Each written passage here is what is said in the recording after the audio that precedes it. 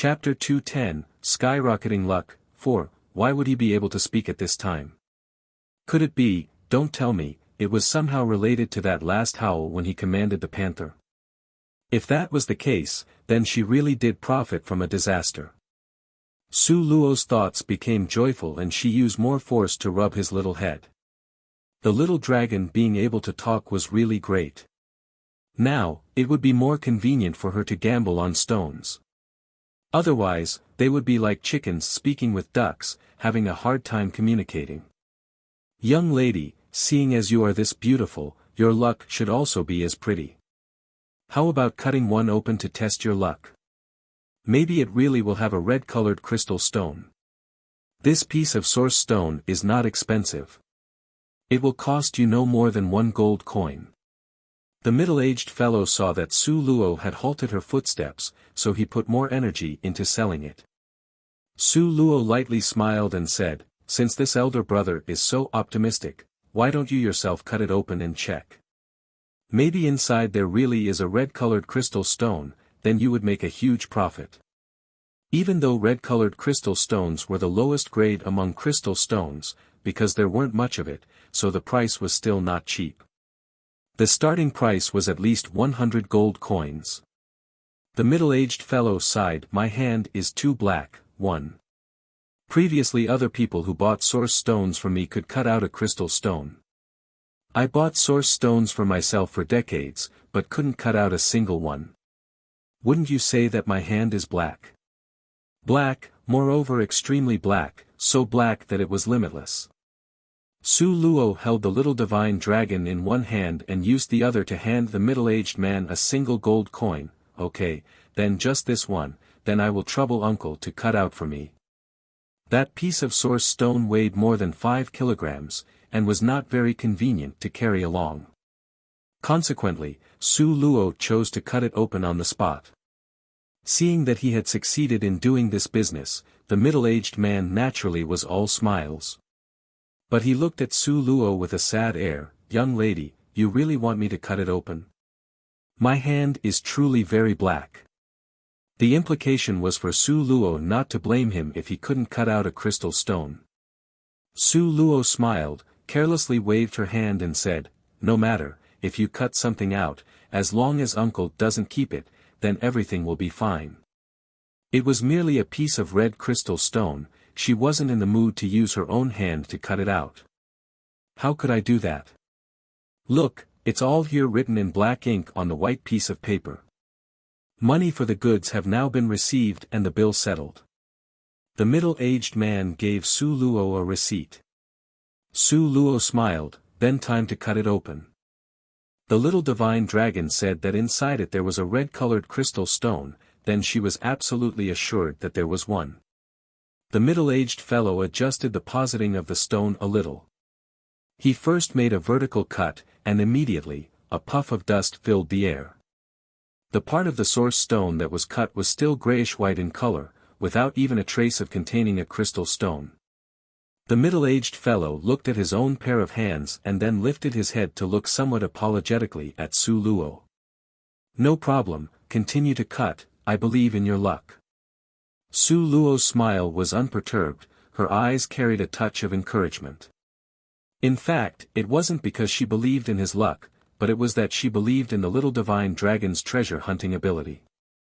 This time, she had come out to cut source stones and could also in passing, wash off the man's black hands. At this moment, a person on the side suddenly went closer. He was wearing a robe made of cloth, and was wearing a Chinese skullcap on his head. A face with a shrewd mouth and monkey cheeks. At a glance, people could tell that he was not good to get along with. He coldly looked at the middle-aged man and sneeringly said, "Lu Qi, you still dare to cut source stones? Aren't you afraid of giving your bad luck to the customer?" Finished speaking, this shrewd mouth and monkey cheeks fellow with a bantering smile said to Su Luo, "Young lady, is this your first time here? You may not know, Lu Qi, this stand, hasn't cut out a crystal stone in a year already. People who understand a little of this business wouldn't buy from him." "Young lady, you were fooled." Lu Qi's expression changed slightly, his hand holding the source stone faintly trembled. He angrily glared at that man. Black, I kept the literal Chinese translation, it really mean bad luck or unlucky. So Chinese people who are unlucky usually say their hands are black. Chapter 211, Skyrocketing Luck, 5, Ultimately, he didn't say anything, slumping with his hand hanging down. In fact, his hands were truly black. Su Luo shot a glance at the man who had caused a disturbance, then her gaze returned to Lu Qi's body. Her smiling expression was easygoing and unperturbed. Uncle Lu, why did you stop? Please continue. So what if you don't cut out a crystal stone? Isn't it just a single gold coin? This miss will consider it as spending money to ask people to demonstrate stone cutting. That shrewd mouth and monkey-cheeked man glared at Su Luo, and secretly cursed, unable to tell good from bad. Su Luo was too lazy to bother dealing with this kind of nasty person. After the facts were revealed, was the moment when he would really get slapped in the face. Lu Qi concentrated his thoughts, and from the side, made 2 separate cuts. What made people disappointed was that after the cuts, it still only had the same grayish-white color. Not a trace of any other color could be seen. Snort, the shrewd mouth and monkey-cheeked man let out a jeering sound. I already said, Lu Qi's black hand, in this lifetime, he won't be able to cut out a crystal stone. If he could cut out a red-colored crystal stone. If he could cut out a crystal stone, what are you going to do? Su Luo cast a sidelong glance at him. Regarding this kind of nasty character that would run over to other people's family door to compete for business, she had always disliked. She was unlikely to go and deliberately deal with this kind of person, but if this person doggedly ran into her, then don't blame her for being rude. The shrewd mouth and monkey-cheeked man merely said it flippantly, but unexpectedly, was caught and countered by Su Luo. He was also a person who worried about losing face and firmly believed that Lu Qi wouldn't cut out a crystal stone. On the spot, he slapped the table and said, if he cuts out a crystal stone, even if it's only a red-colored crystal stone, I, Ho-san, will immediately swallow this source stone. Su Luo followed along Ho-san's gaze and looked. His finger pointed at a source stone that was about the size of a basin used for washing faces. To swallow this piece of source stone. Okay, this is possible. Since it's like this, I ask all the people present to act as witness. Su Luo saw the crowd gradually approach to surround them. Her laugh was evil and cunning. Of course, I also cannot let you be at a disadvantage. If Uncle Lu can't cut out a crystal stone, then this miss will immediately compensate you with 100 gold coins. Don't assume that just because Su Luo, without much action, had easily happened upon gold coins when needed, that she would feel that gold coins had little value. In fact, with regards to ordinary citizens, the value of gold coins were still very high. Many ordinary citizens wouldn't have a single gold coin in their hands, what they always used were either silver or copper coins. Good. I, Ho-san, take this bet with you. Everyone present will act as witnesses. Ho-san was so delighted that it went to his head. Lu Qi, that shop, had for exactly 1 year been unable to cut out a crystal stone from a source stone. How could he be so fortunate this time that he would cut one out today? Moreover, just a moment ago, he had already made 3 cuts, and not a fart could be seen. No matter how you looked at it, he couldn't possibly cut out a crystal stone. 100 gold coins, as long as he agreed then he would get a full 100 gold coins. It was enough for him to spend extravagantly for quite a while. Only if he was a fool would he refuse such a good business. Now, Lu Qi had become somewhat tense, even his hands were trembling. He truly had no confidence in his black hands. Young lady, how about you, yourself do it. Who would have thought that Su Luo merely smiled and waved her hands? Her smile was casual and unruffled, no harm. You should continue to cut. Maybe following this your fortune will change for the better. Your luck may not be good, but this Mrs. Luck has always been exceedingly great. If only it was possible. Lu Qi forced a smile, but his heart didn't really believe it. For lack of a better option, he made the final cut. After making so many cuts and still nothing, there was no need for hope and expectation in this final cut. Lu Qi put down his cutting knife and was just about to apologize to Su Luo. But unexpectedly, when he lifted his head, he saw that the surrounding people without exception had all released a mouthful of cold air in amazement. Chapter 212, The Scene of Gambling on Stones. Lu Qi followed along everyone's gaze and looked and discovered that under his own cut, a trace of light red color was revealed. Although this trace of red line didn't attract people, however that flexible, sleek feel was very strong. At the scene, there were excited people who started to shout loudly, "A winning bet! A winning bet!" Su Luo faintly smiled, her eyebrows rose towards Ho San on one side. Seeing that he was just about to stealthily slip away, she raised her voice and said a phrase, "Oh. Where is that person who just made the bet?" The people that came and gathered around were for the most part, people who loved rowdy events. Normally, they were not fond of Ho San's personal conduct. Seeing this, they couldn't help but to follow each other to heckle him. "Ho San, don't go anywhere, this bet isn't finished yet." "Right. The red already appeared and now you want to go, too late. A monk can run away but the temple cannot. Ho San, if you leave, we will take whatever stuff we want from your shop." There were sounds of taunting, derision and also rowdy jeering. Momentarily, Ho San's complexion was scarlet red and the people watching in a circle deliberately trapped him in the middle. Even if he wanted to leave, he couldn't walk out. Lu Qi very carefully cut out that piece of red-colored crystal stone. His pair of eyes shone with radiance from being emotionally moved. The hands cupping the source stone was even trembling slightly. Even though it was a red-colored crystal stone worth 100 gold coins, he nevertheless and without the slightest hesitation, delivered it into Su Luo's hands. He earnestly said, "Young lady, your red-colored crystal stone. You must be careful to safeguard it." Su Luo casually accepted it, without waiting for her to put it in her chest pocket. A few people on the side loudly started to ask, "Young lady, are you going to sell that piece of red-colored crystal stone?" Seeing that there were people inquiring, afraid of speaking late and not being able to grab it, some people immediately followed after and shouted, "Young lady, I'll give you 100 gold. You should sell this red-colored crystal stone to me." A red-colored crystal stone, with regards to the cultivation of people third-ranked or below, was very useful. Only, even if it was a red-colored crystal stone, there still weren't many of them on the entire continent. "I'll give you 110 gold. I'll give you 120 gold. I'll give you 150 gold." Immediately, the price of this red-colored crystal stone started to climb up, little by little.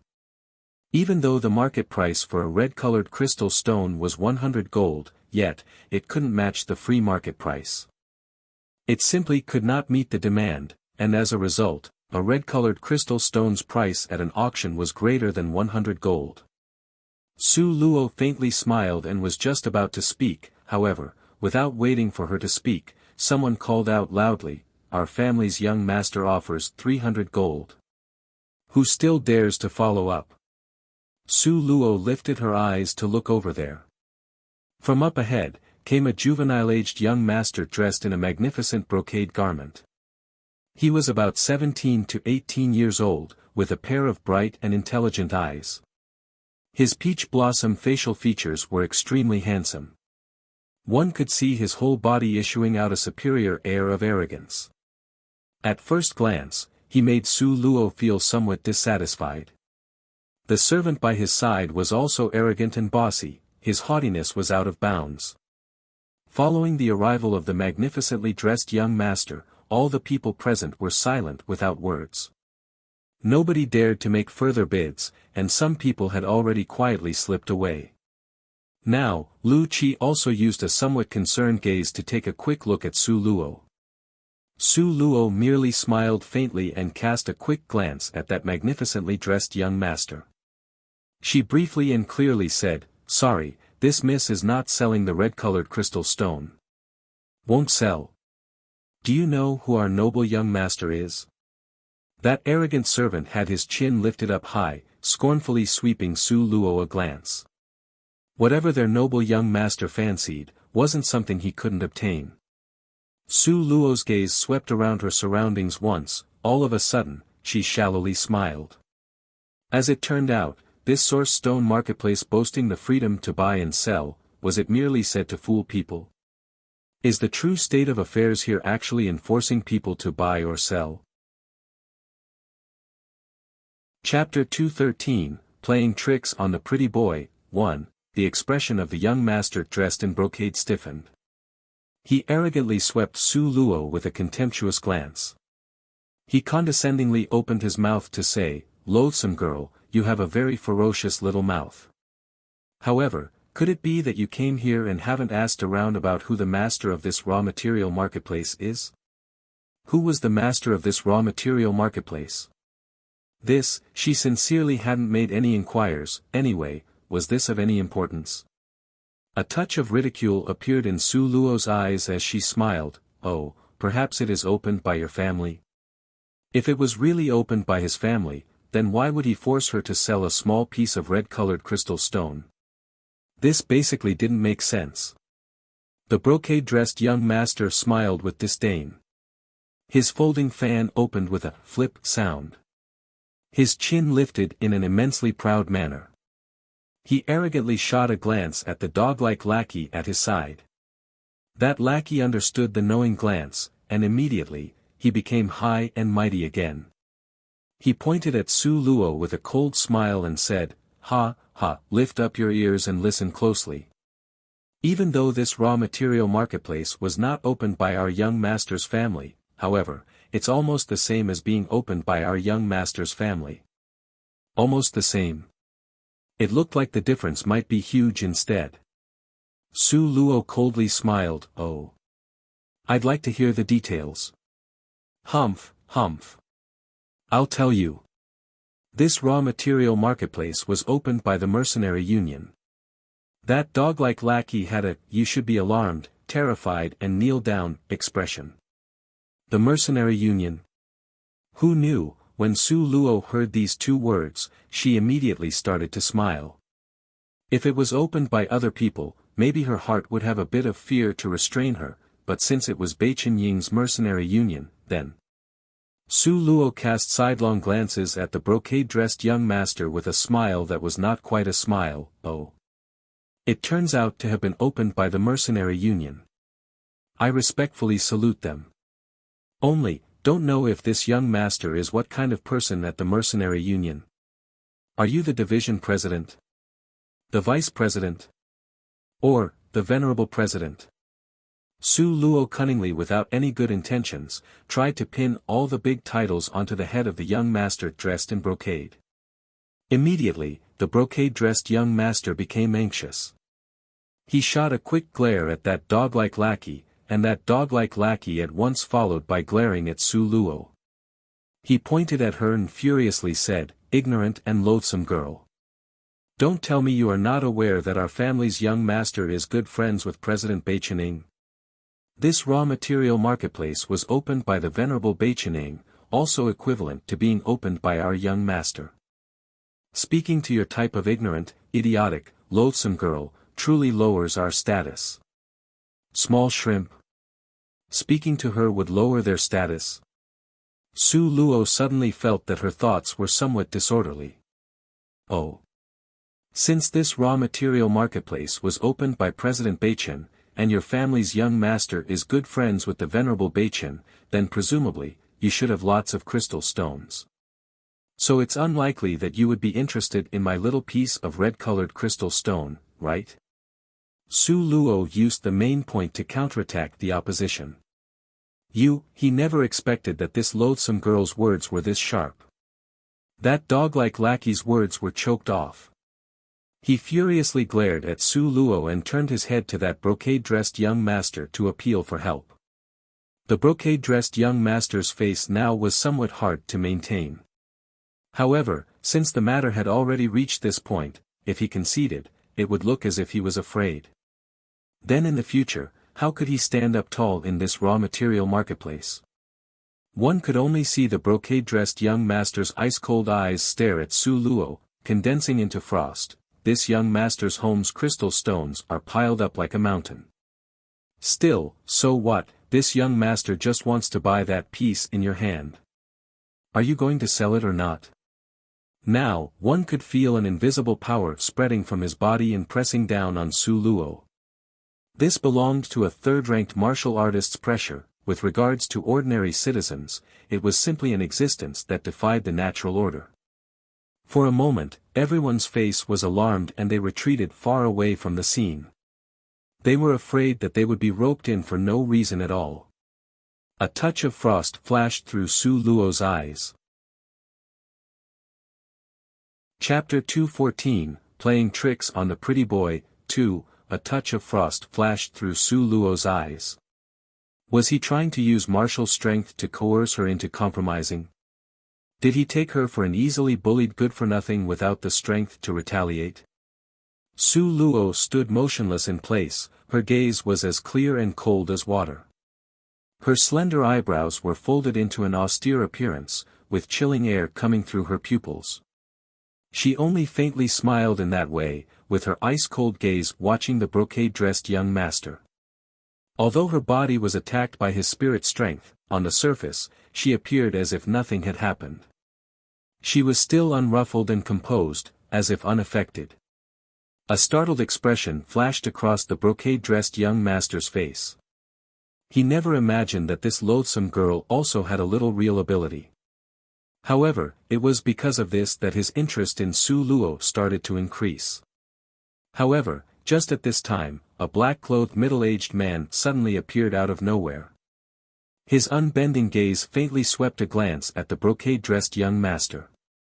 He raised his hand slightly and the large formidable pressure emitted by the brocade-dressed young master immediately dissipated into nothingness. The cold and oppressive atmosphere returned to its original state. When the brocade-dressed young master saw the black-clothed middle-aged man, immediately, his pupils shrunk. A trace of reverence appeared on his face. The raw materials marketplace absolutely does not allow forced buying or selling. The black-clothed middle-aged man looked at Su Luo. His expression was undisturbed as he said that sentence. Afterwards, he turned his head to look at the young master dressed in brocade. His expression was rather displeased, even more so, we don't allow the use of martial strength for intimidation. Before his words faded, a thin layer of cold sweat appeared on the brocade-dressed young master's forehead. As if at this moment, he was in the middle of enduring a high pressure that was difficult to describe. Both of his legs seemed as if someone had severely kicked it, they unable to bear the pressure and were about to kneel on the ground. However, he tenaciously gritted his teeth to bear with it. He strongly endured, not allowing himself to kneel. He gnashed his teeth until the grinding sounds burst out loud, the people who heard it felt their teeth ache. Yes. The brocade-dressed young master's entire body trembled as if he could not bear it anymore. He bit his teeth tightly and squeezed out one word. Quickly get lost now. The black-clothed middle-aged man frowned, as if he was very annoyed. However, in the time he lifted his hand, that powerful pressure concentrated on the brocade-dressed young master's body that wouldn't let him resist, dissipated. The young master dressed in brocade looked like a person that had been dragged out of a pool. He was drenched in cold sweat from head to toe. Even more sweat was dripping down from his face. Yes. The brocade-dressed young master weakly answered. In a flash. He brought his group of hateful servants with him and ran away with his tail between his legs without looking back. Just like this. Without turning back his head. He ran away. Everyone saw that this brocade-dressed young master was made to leave with just a few words. Some people were stunned, some were confused, but even more were full of disbelief. Correct, it absolutely was hard to believe. Why? The matter was very simple. Based on their many years of experience strolling through this raw materials marketplace. That brocade-dressed young master had done evil deeds many times before in this raw materials marketplace. However, there was never a black-clothed person who would personally appear to put a stop to him. Even more improbably, to directly force him to run away. Because everybody was aware of that brocade-dressed young master's identity. That kind of aristocratic family was not something anyone would dare to offend. However, today, the black-clothed man appeared so fast. Moreover, he showed no quarter moving against the brocade-dressed young master. In that case, was it a coincidence? Or was it deliberate? If it was a coincidence, then forget it.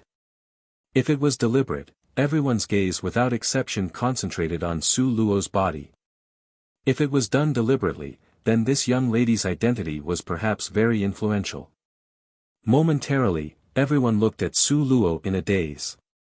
The mood in their hearts were constantly changing with complicated or blank expressions. Now, taking advantage of everyone being in a daze, a person added fuel to his feet, wanting to run away. Su Luo loudly yelled out, "Ho-san, stand still for this lady. You want to run now? It's too late." Chapter 215, Playing Tricks on the Pretty Boy. 3. Ho-san was the one who had previously made a bet with Su Luo.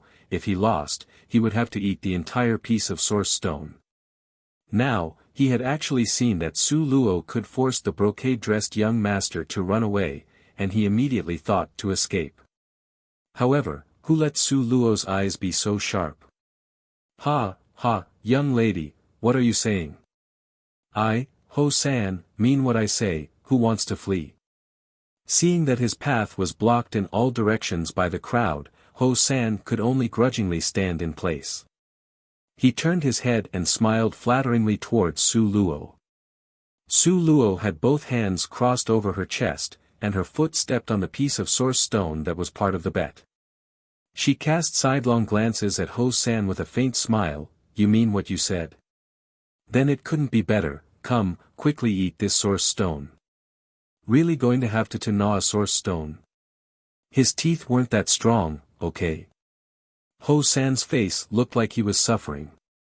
He repeatedly bowed with hands in front, begging for forgiveness from Su Luo. "Young lady, your venerable person has great magnanimity.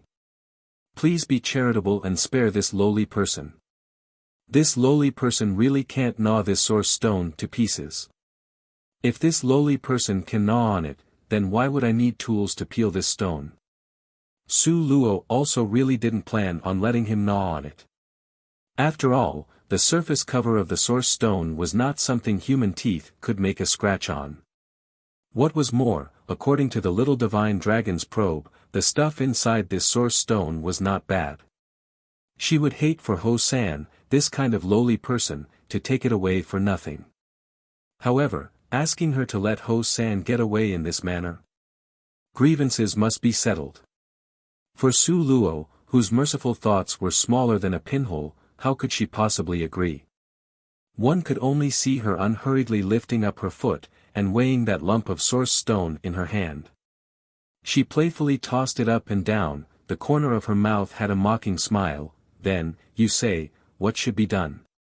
Ho-san heard a possible softening intention in Su Luo's words, and immediately, he was all smiles. His smile was fawning and trying to get on her good side. "Young lady, your luck is so good, you should not waste it. How about I give this source stone to you to settle our bet, okay? Like this to settle the bet so easily? Do you think it's possible?" Wanting to satisfy Su Luo, who was like a lion with her mouth wide open, it was not an easy thing to do. Then what does the young lady feel should be done? "You say it, if I could do it and it's not something that would violate my conscience and ethics, I, Ho-san, promise to do it." Ho-san patted his chest with a righteous and virtuous appearance. A young lady that could even force the brocade-dressed young master to flee, how could she be simple? If she insisted on forcing him to swallow the stone, what could he possibly do? It's not something that would violate your conscience and ethics. Su Luo faintly smiled. "This lump of source stone weighs about 10 kilograms. Let's do this. I will pick another 9 stones from your pile of stones, altogether making up 10 pieces of source stones. Then, this debt, we'll call it settled, okay? To give away 10 pieces of source stones for free. These materials were worth 5 to 6 gold coins. However, in order to honor his bet, Ho-san had no other alternative. He could only agree, okay. Just do it according to what the young lady said. Su Luo's face looked indifferent, but her heart became cheerful. Poor Ho-san, how would he know that she had the little divine dragon as a super cheating tool present? Su Luo had already checked out all of the source stones in Ho-san's booth. Letting her choose, she would naturally pick all the good ones and take it away. Those that were left over were all garbage. Hey, didn't you, Ho-san, mock Lu Chi for not cutting out a single crystal stone for a year? Then, I'll let you have a taste of not being able to cut out a single crystal stone in a year. Let's see if afterwards, you still dare to indiscriminately blacken people's name. Okay, then just these 10 pieces. It seemed as if Su Luo carelessly pointed at another 9 pieces of stone. However, as a matter of fact, Su Luo had already picked out all of the source stones that contained crystal stones. Chapter 216, Playing Tricks on the Pretty Boy, 4, but truthfully speaking, Ho-san's stone's quality could be regarded as pretty good. In the thousands of pieces of raw material, unexpectedly, she found 2 crystal stones. As for the remaining 8 pieces, Su Luo wanted to use them to play dumb. The reason why she selected this waste material was because she wanted to keep a hand up her sleeve. When Ho-san saw Su Luo had actually gone to select among the higher quality materials, his heart was full of regret and he almost ran over. He continuously bowed with hands in front as he begged for mercy, "Young lady, please be lenient. Please, by all means, show mercy." That center position which originally only had 5 to 6 pieces, she had rashly picked out 4 pieces. It indeed made his heart bleed almost to death. Su Luo's eyes narrowed and she carelessly said, "Okay, then just this many. Come. Since you bragged about your good luck, Ho-san, cut open all of them." Su Luo boldly used her foot to kick at that pile of source stones. If she had to carry everything home to cut, she wouldn't have that much time or manpower. Moreover, she still had other things she needed to do. Ho-san's heart hurt sorely. It wrenched in agony until he was half dead and had lost most of his life energy. This was because Su Luo had given him an age-old difficult problem. She wanted to make him personally cut these source stones. If he cut out a crystal stone, how could he not go mad from jealousy? If he was unable to cut one out, then wouldn't he be bringing black luck to his store? As a result, whether he could cut one out or not, his heart would not be happy with either result. Ho-san really couldn't understand. This miss seemed to be merely 14 to 15 years old. How could her brain be so weird and cunning? Was she trying to plot against him? To conspire against him openly and above board? Ho-san was frustrated and depressed for quite a while. However, the surrounding heckling crowd was really noisy and bustling with excitement. Added to that was Su Luo's mysterious identity. Ho-san had no choice but to lift up his spirit and cut the source stones for Su Luo. Nevertheless, he should look forward to cutting out a crystal stone. This way, the source stones in this store could all be sold for a good price. Ho-san finally came around to the idea. He continuously prayed that he could cut out a crystal stone. His hand lifted and the knife cut down. The first cut was like cutting a watermelon starting down from the middle. The exposed 2 halves were all a gray dusty color, not a trace of a crystal stone's color could be seen. Ho-san was unwilling to believe it. Slice after slice, he cut everything into silk-like bands. However, as before, no trace of crystal stone could be found. Ho-san, little fellow, your luck is not as good as Lu Chi's. Look here, today he just now cut a source stone and was able to cut out a crystal stone. What's the matter with you? That's right, that's right. Ho-san, you should work a little harder. If you cut out a crystal stone, the source stones in your shop, old Zhao, will buy them all. The surrounding people all liked to join in on the fun and heckled on for no reason. They unceasingly gave Ho-san more pressure. Ho-san's heart was getting angry, but he had no way to let it out. He picked up the second piece and started to cut. However, despite the fact that he had cut it into fine powder, still there was nothing. The third piece, the fourth piece. Still no trace of a crystal stone. Ho-san started to get anxious. Drop by drop, cold sweat appeared on his face. He took a furtive glance at Su Luo and only saw that she was the same as before, an appearance of being unmoved by any winds that blew. She casually stood, with a careless gaze that seemed indifferent. The fact was, cutting these source stones had no negative impact on her funds. If he cut one out, she would make a profit. If he didn't cut one out, then his own reputation would suffer a loss. Whatever happened, she was unlikely to lose out in the end. It was no wonder that she had this appearance of being secure. Once Ho-san thought to this point, he again felt a burst of suffocating anger. His heart was full of endless regret. This young miss appeared to be pure and dim, who knew she would be this cunning? Afterwards, even if he gained 10,000 more times the courage, he wouldn't dare to oppose this little witch. Ho-san's heart suffered from pent-up frustrations, but his hands didn't stop. The hand lifted and the knife lowered, the fifth piece. Still nothing. The sixth piece, Ho-san started to waver. Chapter 217, Playing Tricks on the Pretty Boy, 5. It shouldn't be this way. In theory, this young lady's choice was from a pretty good raw material. How could there not be a single crystal stone? This was really too unbelievable. Quickly cut it, what are you doing still staring distractedly about?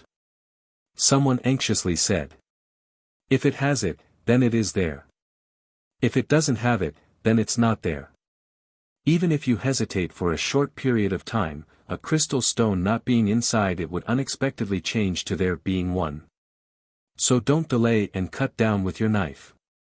This person's meaning was clearly that the earlier his demise, the earlier his rebirth. Ho-san's heart was still very tangled and confused. However, under the pressure and force of thousands of eyes, he continued to cut the stones. Nothing, cutting 6 lumps of pretty good raw materials in succession and still can't find a single crystal stone. Right, if we were to buy these from Ho-san's shop, then we would have lost really badly. Fortunately, this old man was just looking around and didn't randomly make a purchase. That's right. It seems like this batch of Ho-san's raw materials aren't very good. The numerous sounds of discussion spread to Ho-san's ears. It made him so angry that he almost started to shout out loud. The person here who was restraining the most aggravation was him. Ho-san, okay. You guys don't spend money and are only here to watch the fun. But this uncle spent money to invite you all to watch the fun and still has to listen to your derision. Who did this uncle provoke and stir up for things end up like this? Naturally Ho-san only dared to say these words in his heart. If you really wanted him to say it out loud, as if he was courageous enough. Now, Su Luo wrinkled her brows, as if she was unhappy. She waved her sleeves and casually said, forget it, forget it. Your luck is really bad. Such good source stones in your hands, and couldn't even cut out a single crystal stone. Forget it, don't cut it. I don't want to cut more. Ho-san immediately became worried. With a sobbing voice, he said, Great Aunt, it's not my hands that have bad luck. It's this source stone that just don't have any crystal stones. What can I do? He was also innocent, okay? Su Luo mockingly and sarcastically raised her eyebrows, and unhurriedly said, Oh, then your meaning is that your batch of source stones quality is not very good? Ho-san was immediately at a loss for words. How could this young lady's words be so sharp? Finished, once again, he had been successfully attacked. This young lady was indeed attacking with a spear while defending with a shield. No matter what was said, the one out of luck was him, Ho-san. But, miss. You must let this lowly one finish cutting the rest of the stones, all right? Now, Ho-san was not afraid if Su Luo took advantage of him. He only seeked to cut out a crystal stone, trying to retrieve some confidence for the customers of his shop. Su Luo's thin eyebrows moved slightly. Cut all of them. If it was all cut to nothing by you. Forget it, forget it. Seeing that you are not living well, just cut another one then. Su Luo used her toes to kick a source stone that rolled into his arms. Okay, don't gripe so much, just cut this one. If it has it, it's there. If it doesn't have it, then it's not there. Holding this good quality source stone, Ho-san's heart became delighted. Good. Then it's agreed. This source stone had all kinds of spots, bands and colored patches. Also, the lines were clear at first glance, and you could tell it had a high probability of having a crystal stone. This piece was clearly selected by that girl from among the highest grade raw materials pile. Ho-san right now became a little more cautious and careful. His gaze was serious and cautious as he looked at this piece of source stone for a while. Then, he fixed the stone onto the cutting machine. He measured it once in all directions. Finally he decided to follow along the band to start cutting from the upper left. Normally, following the direction of the band was the direction of the crystal stone. All the surrounding people were also infected by Ho-san's caution and seriousness. Everyone held their breath in rapt attention, both eyes full of lively spirit. All of their expectations were placed on this piece of source stone. The knife descended and the dust flew upwards. After waving aside the dust particles, almost everyone's gaze was concentrated on that evenly cut opening. Chapter 218, Playing Tricks on the Pretty Boy. 6. Alas, it was followed by a period of sounds expressing great pity. The cut was smooth, but what made people disappointed was that even though the cut followed the band, this source stone unexpectedly, like before, still had nothing. Both sections were grayish-white, seeing it made a person's heart feel suffocated. How could it be like this? Ho-san was beside himself as he looked at the two similar-sized halves of the source stone. His complexion gradually became pale. He never expected that even after cutting 7 pieces in succession, all of them were grayish-white stones without any worth. I don't believe this. Ho-san, with a deep breath, swept down the cutting tool in his hand and diced those two halves of source stone into dust. However, inside, not even a fingernail-sized crystal stone could be seen. Seeing Ho-san's hand once again reach for the source stones on the ground, Su Luo spoke to intercept. Hold it. The crisp yell woke up the drunken Ho-san. He had a stupid and blank expression as he looked at Su Luo. Su Luo's tone was not good as she said, "You already wasted 7 of my source stones and now you still want to continue cutting? Don't even think about it." A mouthful of blood was blocking his throat. How could it be called her source stones? These were all shipped over from far away in the southwest using his gold coins, okay? Su Luo let out a cold, humph sound. She unhurriedly put the 3 fist-sized source stones in her embroidered bag, afterwards hanging it around her waist. Finally, she swept Ho-san with a slighting glance. "The feng shui in your shop is not good, this miss will bring it hope and slowly cut it. Don't joke, these 3 pieces all had genuine crystal stones in them. How could Su Luo let Ho-san cut them? How could she set aside an opportunity for him to make a comeback? Therefore, like the old saying went, I would rather offend a person of noble character than one with a nasty character. Especially Su Luo, this kind of small-minded woman whose philosophy was hatred, would certainly seek vengeance." Ho-san looked on helplessly at that small embroidered bag at her waist as Su Luo strutted away. He wanted to call out to stop her, but discovered that his words had all been exhausted. The more Ho-san thought, the more regretful he was. He had truly slapped himself in the face this time. The crowd watching this entertainment on the side immediately dispersed and left. Ho-san became anxiously worried. If he allowed these people to leave, then today's news that he had cut 7 source stones in succession without finding a single crystal stone would spread. This would be extremely unfavorable to his shop's reputation. Hey, you guys don't go, Ho-san continuously tried to stop these people, I still haven't finished cutting it all. You guys have a look, maybe a piece of crystal stone could be cut out. What, Ho-san, young fellow, you still dare to cut more? The old man being pulled unceasingly shook his head and advised him, forget it. Don't let your emotions affect your decisions. Your luck today is truly bad. No way, he couldn't let them go like this. Ho-san loudly shouted, halt. I, Ho-san, will cut 10 source stones today and see if there is a crystal stone inside. Hearing that there was entertainment to see, the sound of everyone's footsteps stopped. Their gaze once again returned to Ho-san's body. Ho-san summoned his courage. He personally ran over to the shop and picked out a source stone. He slapped at the source stone and heroically said, betting on source stone, betting on source stone. Since we are gambling on source stones, then, by all means, bet on it. Now, let's lay down the bet. Buying the bet that the source stone has a crystal stone. The payout is 1 to 100. The bet that there is no source stone, payout is 1 to 1. Buy quickly, place your bets, and no thanks necessary. Ho-san lost those 3 source stones to Su Luo. His wishful thinking returned and suddenly thought of this method to gamble. However, the pitiful him was completely unaware, because of the existence of the little divine dragon, the only 3 pieces of source stones within his shop that had crystal stones had all been fished out by Su Luo. The remaining were all waste materials. If he knew, he definitely would not choose this way to gamble, because this was absolutely losing with no possible chance to win.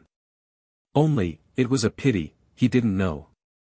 As a result, as the saying went, you truly couldn't offend a younger sister, especially an intelligent younger sister that loved to hold grudges. I translated it as younger sister, but the characters said, younger sister on paper, probably a play on words that might mean beautiful paper, based on how it sounds in Chinese. I am guessing it could be a slang to describe someone shallow or petty. Chapter 219, Playing Tricks on the Pretty Boy, 7. Su Luo had already left earlier. Naturally, she did not know about Ho-san's self-styled genius idea that he came up with later to recover his losses. If she had known, she would very likely be laughing until her body rocked back and forth. Because she could entirely predict that after all the bets were placed and the source stone was cut, Ho-san's face would be like a colorful palette. This raw materials marketplace was huge. This, however, was Su Luo's first time here. As she was unfamiliar with the layout, she could only leave it to her luck. Only that in Su Luo's point of view and from her experience, every profession would have their own circle and regulations. Such as gambling stones, if she didn't have a referral from people in the profession, she wouldn't know where the few hidden shop of experts were located. Even though she had the little divine dragon who could sense crystal stones in her space, if she wasn't even allowed to enter their shop, then it was still useless. Just when Su Luo was worrying while walking around, suddenly, 2 little boys ran towards her, trying to catch up with her. However, Su Luo was on guard and turned sideways to avoid them. Those 2 little boys hadn't expected Su Luo to react in that way. They had a somewhat stunned expression, but very quickly, their expression was restored. They were play fighting and being noisy, and continued to run until they were far away. The corner of Su Luo's mouth rose into a shallow smile. Even if she had ended up in ancient times, she was still as proud as before of her accurate sixth sense. Just now, she felt that the 2 little boys that were noisily play fighting were fishy, so she turned sideways to avoid them. Soon after, their reaction wholeheartedly confirmed her suspicion. Those 2 little boys were deliberately pretending to fight playfully in order to get nearer to her side to steal her purse. As expected, she would have to be careful everywhere she went in this raw materials marketplace.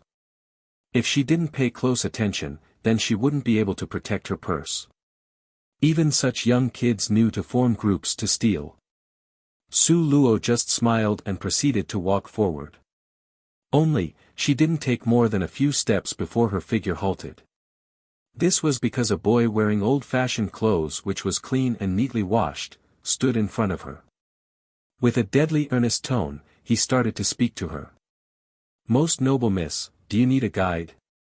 Don't just look at me being young, my home is only 10 meters away behind this marketplace. From when I was little, I grew up in this gambling stones marketplace.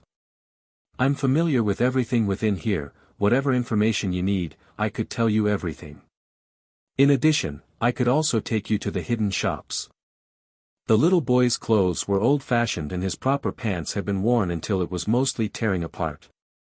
The cloth-made shoes were worn out, with a hole exposing his big toe.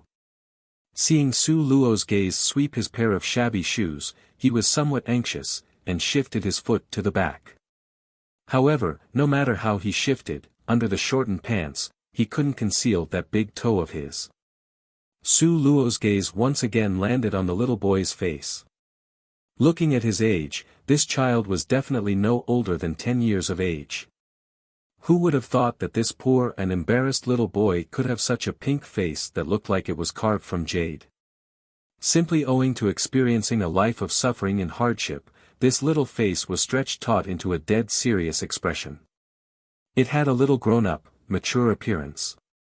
However, this was indeed similar to when a drowsy person was handed a pillow, it was just in time to suit her needs. Just a moment ago, Su Luo had been pondering how to get a person familiar with this market to take her to the hidden shops in the inner part of the marketplace. The reason was that frequently, only those shops would have stored good quality raw materials for a long time. Those other little small shops were unable to enter her eyes and be deemed as worthwhile. Right now, it just so happened that the little boy had delivered himself to her door. However, Su Luo was also not someone who would welcome just anyone. She indifferently took a glance at that little boy and lightly asked, "Why is it that you didn't join those two? Looking at their appearance, they live a much better life than you." Su Luo was referring to those two little boy thieves who had tried to bump into her before. Chapter 220, Playing Tricks on the Pretty Boy. 8. The little boy in front of her was shaking his head in disagreement. "Once you enter the door to thievery that's deeper than the ocean, from then on, your conscience becomes a stranger. Mother always taught me that regardless of when and regardless of landing in whatever circumstances, I must adhere to the basic conscience of my heart. I must be upright and frank. I cannot do work that is against my own conscience." Seeing the little boy's deadly earnest preaching appearance, Su Luo suddenly felt that this was very funny. She had an impulsively strong desire to pinch his pink and tender cheeks. She continued to ask another sentence, "Oh. You really have never stolen anything? I don't believe it. I only stole one thing and it was a loaf of bread. That was when my little sister was so hungry she was gnawing on the corner of the table. I had no other choice." The rim of the little boy's eyes were a little red. He was also afraid that Su Luo would spurn him and cause him to lose this job. He anxiously explained, "However, the next day, I earned some money and paid back the money for the stolen bread. Really, I am telling the truth." Su Luo saw him become so anxious that his face was flushed and couldn't help but laugh. "Why are you so anxious? It's not like I am that person who was selling bread. Okay, tell me your price. This miss want to see if you are suitable." Su Luo could tell that this little boy's genes were excellent. Maybe the cause was his family suffered a reversal of fortunes. Even though his living situation had become poor, but his character was still as good and honest as before. Just as he himself had said, he adhered to the ethical principles. Someone who could adhere to the basic principles during poverty, let alone a child, this point was exceptionally hard to come by. The little boy didn't know that Su Luo's assessment of him was pretty good. He was afraid of being spurned by the employer, so with a red little face, he anxiously said, I am very inexpensive. I only charge 10 copper coins per day. Seeing that Su Luo didn't reply, thinking that she believed it to be too expensive, he anxiously changed his answer, 5 copper coins, 5 copper coins is enough. Mother's medical prescription needs at least 4 copper coins and I need to buy some thin wheat for little sister to eat. She is young and her throat is small, if she drinks coarse grains she would throw it up. His pair of large, dark and clear eyes unblinkingly looked at Su Luo. Inside of them, there was pleading, longing and also hope. It was very complicated and heavy, just looking at it made a person's heart feel sad. Su Luo's heart inevitably felt some sentiments. At such a young age, he needed to take care of a sick mother and a frail younger sister. That he could still adhere to the basic principles was really not easy. Su Luo patted his little head, okay, 10 copper coins then, it's settled at 10 copper coins. If today older sister reaps some profit, then I will give you more as an additional reward. Su Luo's hand reached into her sleeves and originally thought to pay him 5 copper coins as down payment to boost his enthusiasm. However, she suddenly recalled that compared to this little bit of money, she really was too rich. Because the only currency in her hands were gold coins, she didn't even have a single copper coin. Never mind, let's discuss it when the time comes. If he passed her test, she could award him not merely 10 copper coins or 10 gold coins, but rather the boundless prospects for this little boy's future for the rest of his life. Even though Su Luo hadn't given him a down payment, the little boy was already very thankful for her kindness. The little boy was extremely happy, he was bowing and also giving thanks at the same time. Many thanks miss, thanks a lot miss, you are a good person. A very good person. Because very few customers would hire a child like him. The customers either wanted tender and beautiful women with great bone structure, or an agent with numerous connections. He was already satisfied with just being hired. Su Luo saw that he didn't mind it, so she also didn't mention it. Oh, that's right, what are you called? She wanted to observe this child more carefully, to see if he was worthy of being cultivated by her. Su Xiaoyuan, miss, can call me Su Boy, Xiaoyuan or Dumpling, whichever one you want to use is okay. Su Xiaoyuan was smiling until both his brows and eyes curved upwards, appearing very excited. Chapter 221, Playing Tricks on the Pretty Boy. 9. Your last name is also Su. Hee, maybe 500 years ago, we were from the same family. Su Luo smiled while patting his shoulder, okay, go to the front and lead the way. Today, the time is still early. We should properly roam around this raw materials marketplace. Oh, that's right. Did you also see my and that brocade-dressed young master's conflict just a moment ago? While walking, it seemed Su Luo suddenly thought of something and she carelessly asked this to Su Xiaoyuan. Yes, indeed I did see it just now and also recognized that brocade-dressed young master. Does Miss want to ask about his identity? Xiaoyuan asked seriously. Sure enough, this child was not stupid. With regards to his customers, he filtered them carefully through diligent observation. He did not just recklessly rush up to them to ask. Okay, tell me his information. Su Luo softy said. He couldn't make out the client's mood, so with a firm expression, Xiaoyuan replied, speaking of that brocade-dressed young master, his background is indeed very powerful. I heard his last name is Lu. He is the second son of Prime Minister Lu, called Lu Qingfeng. Miss, in the future, you should carefully avoid him a little. Reportedly, this person is very petty and will certainly avenge any hatred. From his perspective, a son of the venerable Prime Minister's family was the highest and most noble existence. It was an existence that he could only look up at from afar. Su Luo's eyebrows rose slightly. Lu Qingfeng. Prime Minister Lu's family's second young master. Prime Minister Lu, these 3 words, why were they so familiar? Suddenly, a light bulb went on in Su Luo's head. Finally, the answer appeared. Lu Ruohua. Wasn't Lu Ruohua the 3rd miss from Prime Minister Lu's residence? Then wouldn't Lu Qingfeng be her older brother? Sure enough, people marry because they share the same traits. Two of the Prime Minister Lu's family's younger generation had become her enemy. It looked like her and the Lu residents were unable to get along. However, speaking of Lu Ruohua, Su Luo suddenly recalled a matter related to her. That day when she returned to her own remote courtyard. Su Wan had brought their cheap father and hurriedly arrived. At that time, Su Wan was certain that she hadn't returned yet. Then, who was it that told Su Wan the news that she still hadn't returned? Moreover, how could she confidently say that Su Luo and His Highness Prince Jin went to the Sunset Mountain Range? And also say that she and the Jade Lakes Ferry had a conflict?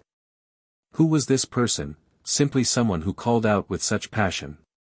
Lu Ruohua, besides her, there simply was no one else. Then, the matter of when Su Wan invited the black-clothed hitman to rape her in the middle of the night, to what extent did Lu Ruohua participate in it?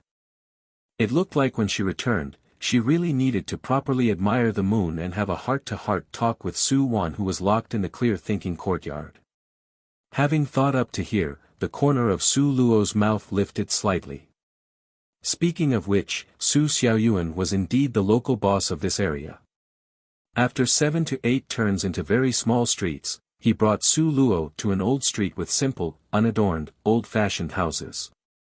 He pointed to an old-fashioned residence with a courtyard and said to Su Luo, "Miss, this is the home of Elder Chen.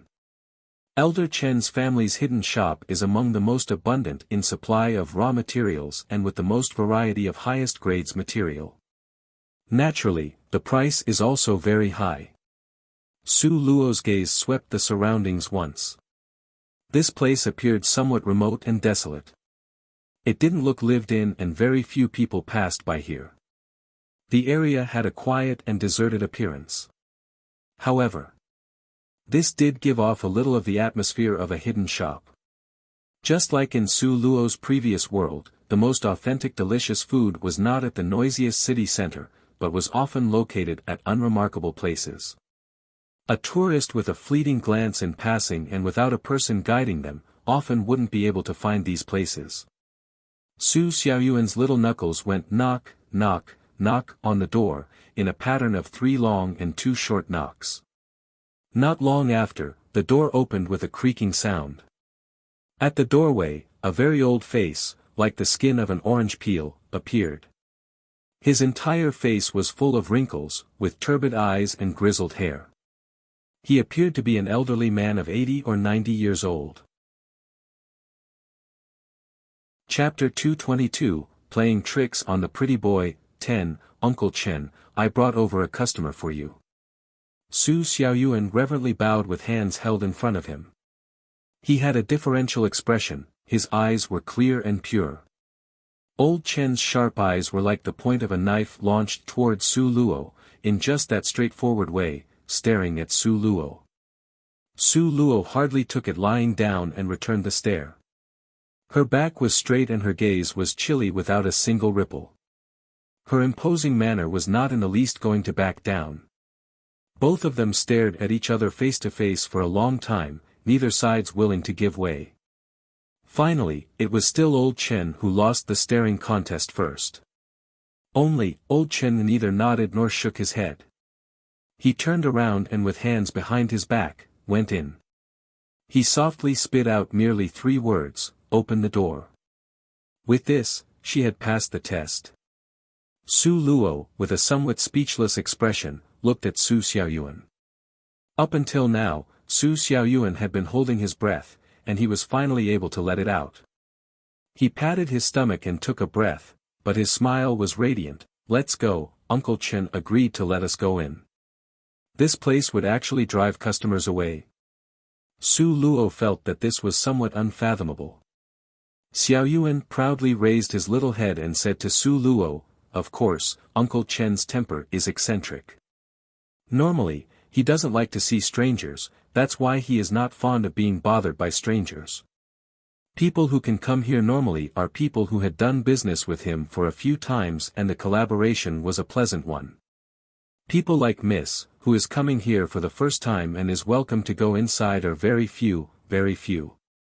Isn't it because I relied on your fortune? Su Luo smilingly replied. It's not. I also brought clients here a few times before, but without exception, they were all driven away by Uncle Chen. Xiao Yuan's expression was serious as he continued, there are 3 types of people that could enter this courtyard. One type is the business people that had pleasant collaborations with him.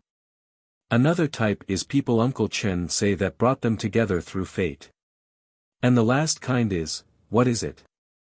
Su Luo curiously asked. Foolish spendthrift.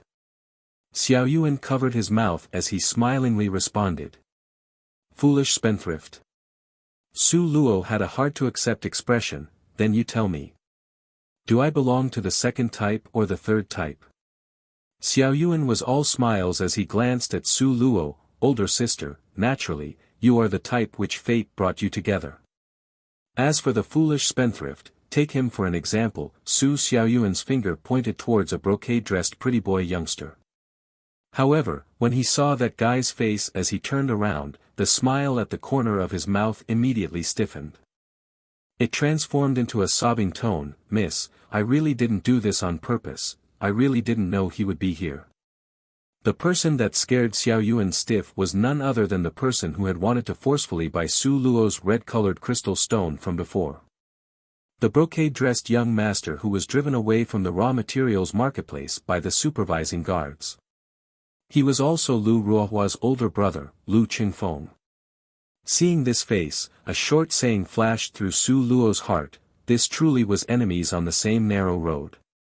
Such a large raw materials marketplace, so many hidden shops, and against all expectations, she once again ran into him. Now, this Lu Qingfeng young master was right in the middle of cutting a stone, piece by piece. Su Xiaoyuan saw those stones and couldn't help stared wide-eyed with a somewhat incredulous expression, oh heavens. These source stones are all of the highest grade. Every piece was more than 50 gold, and he actually cut it like cutting a vegetable, cutting randomly and negligently. If he was to break the crystal stone from this cutting method, then it would be a pity. A broken crystal stone from cutting would have its spirit force dispersed outwards. If it was not refined for cultivation and following a period of time in postponement, the spirit force would become less and less, until it all fade away. Therefore, the price of a broken piece of crystal stone generally wouldn't sell for very high. Su Luo's hands encircled her arm. She contentedly laid against the mahogany pillar. She indifferently watched as Lu Qingfeng cut the stones. Now, as for Lu Qingfeng, he still hadn't discovered Su Luo's presence. His entire attention was concentrated on the source stone in his hand. Seeing piece after piece of source stone, he was full of hope, but after cutting it open, it had thoroughly disappointed him, and an angry expression flashed across Lu Qingfeng's face. Chapter 223, Playing Tricks on the Pretty Boy, 11, Lu Qingfeng's luck didn't seem to be very good. He had cut 9 source stones in a row, without even mentioning higher-grade crystal stones, even red-colored crystal stones hadn't appeared. Now, placed in front of Lu Qingfeng was an oval-shaped source stone about the size of a soccer ball. Just looking at its exterior, it should perform very well. There were spots and snake-like stripes, clearly labeling it as having great potential to produce a crystal stone. Otherwise, it wouldn't have been picked by Lu Qingfeng. Only, didn't know if the inside was as promised. After all, regarding the human race, even if they were the most formidable experts, they still weren't able to penetrate through the outer layer of the source stone to determine what's inside. This was the last piece of source stone he had purchased. Lu Qingfeng was hesitantly holding the source stone, uncertain where he should start cutting. He measured the stone up, down, left and right, he was reluctant to start cutting. Today, he had spent 1,000 gold coins and had carefully selected these 10 lumps of source stones. However, after cutting the preceding 9 stones, they had all contained nothing but waste materials. If this last piece still didn't succeed, then his 10,000 gold coins had only bought the sound of water floating away. 1,000 gold coins, that was equal to 10,000 silver coins. Even though he, Lu Qingfeng, was the second son from the most noble prime minister's family, this amount of money was also not something he could easily throw around. Now, Lu Qingfeng was undoubtedly nervous and apprehensive. He laid down the stone-cutting knife and from the side, took out a sharpening knife. He carefully and gently started from the left, slowly following along the direction of the snake-like banding polishing into the stone. After polishing the stone for about 10 minutes, Lu Qingfeng clearly became somewhat impatient. He directly changed back to the stone-cutting knife and without gesturing, he immediately cut down in the middle, starting to slice towards the sides. A crack sound echoed, the source stone split down the middle into 2 pieces. The cut was neat, even and smooth as if it was tofu. It was a pity that the inside was all grayish-white, not even the shadow of a crystal stone could be seen. Bang! Lu Qingfeng angrily threw down the stone-cutting knife. His eyes just happened to catch sight of Su Luo, who was directly facing him, with a smile that was not quite a smile. Enemies meeting on the same narrow road. When enemies came face to face, their eyes blazed with hatred. Even more so when meeting under these kind of circumstances. "It's you," Lu Qingfeng recognized Su Luo with one glance. A pair of darkened eyes now were covered with even more haze. They glared at Su Luo with a very vicious and cold expression. The corner of Su Luo's mouth lifted into an unsympathetic smile, her eyebrows rose slightly and she carelessly said, "Yes, it's this lady, what are you going to do about it?" Lu Qingfeng hadn't had a chance to speak before the dog-like lackey at his side had already rushed forward. He arrogantly said to Su Luo, "Do you know the status of our young master? You actually dare to use this kind of attitude to speak to our family's young master?" Such a minor servant, Su Luo didn't feel like wasting words on him and directly ignored him. She merely shook her head and looked down upon Lu Qingfeng. "Second young master lose luck, TSK, TSK, TSK. Shut up." Just now, Lu Qingfeng's mood was not so good, and to also be confronted with Su Luo's taunting banter, a ball of fire combusted into a raging flame in his heart. "This is the Qin residence, not your Lu residence. Put away your son of prime minister's behavior, unless you're not afraid of losing face," Su Luo leisurely said while sitting on a deck chair under a wisteria tree on the side. Her gaze indifferently swept a glance at Lu Qingfeng. The expression in her eyes was full of disregard. Lu residence, the prime minister's son, as it turned out, she actually knew he was Prime Minister Lu's family's second young master. Then, why would she dare to act this way towards him? What was her background? Where did she get the confidence to dare disregard himself in this way? Lu Qingfeng's eyes narrowed slightly, a thread of stunned surprise flashed through his eyes. Right now, Su Luo was stroking the little divine dragon who was sleeping charmingly and naively in her lap. The little divine dragon wasn't even a little bit conscious of his nobleness as a golden divine dragon. He was sprawled on his back, laying down in Su Luo's lap. His little belly swelled and released continuously, while a thread of saliva hung at the corner of his mouth. Evidently, he was in a deep sleep. Chapter 224, Playing Tricks on the Pretty Boy, 12, however, taking into consideration of his instinct for security, his little paws had tightly grabbed onto Su Luo's lapel, afraid of being discarded. "Your little puppy actually seems pretty good." Lu Qingfeng discarded that useless source stone, he was not going to cut anymore. With both hands behind his back, he leisurely walked over to Su Luo's side. He arrogantly looked down while sizing up the little divine dragon in her lap. "Tell me, how much is this little thing? This lord wants to buy it." Wanted to buy the little divine dragon? The corner of Su Luo's mouth slowly split at the seams into an arc. She shot a pondering gaze at Lu Qingfeng. Was the little divine dragon something a person who wanted to buy could buy? "I'm afraid that even if the prime minister worked for 100 lifetimes as a prime minister, he still wouldn't be able to collect enough money to buy a single hair on the little divine dragon." Su Luo lightly said, not selling. Loathsome girl. Our family's young master wanting to buy your puppy is considered him favoring you. How dare you fail to appreciate his kindness? Didn't know from where that dog-like lackey came out once again. He arrogantly pointed at Su Luo's nose and cursed. All of a sudden, white-colored rays of light appeared in front of their eyes, then a bloody mist sprayed out. Ah! That dog-like lackey saw his own right hand neatly severed at the wrist. At the moment, he still hadn't reacted to it. As soon as his reaction caught up, the pain immediately made him screech out loud like a slaughtered pig. His pain made him run around the courtyard haphazardly. Lu Qingfeng didn't expect that this loathsome girl would be this vicious. Before she even said anything, she would strike and had already attacked.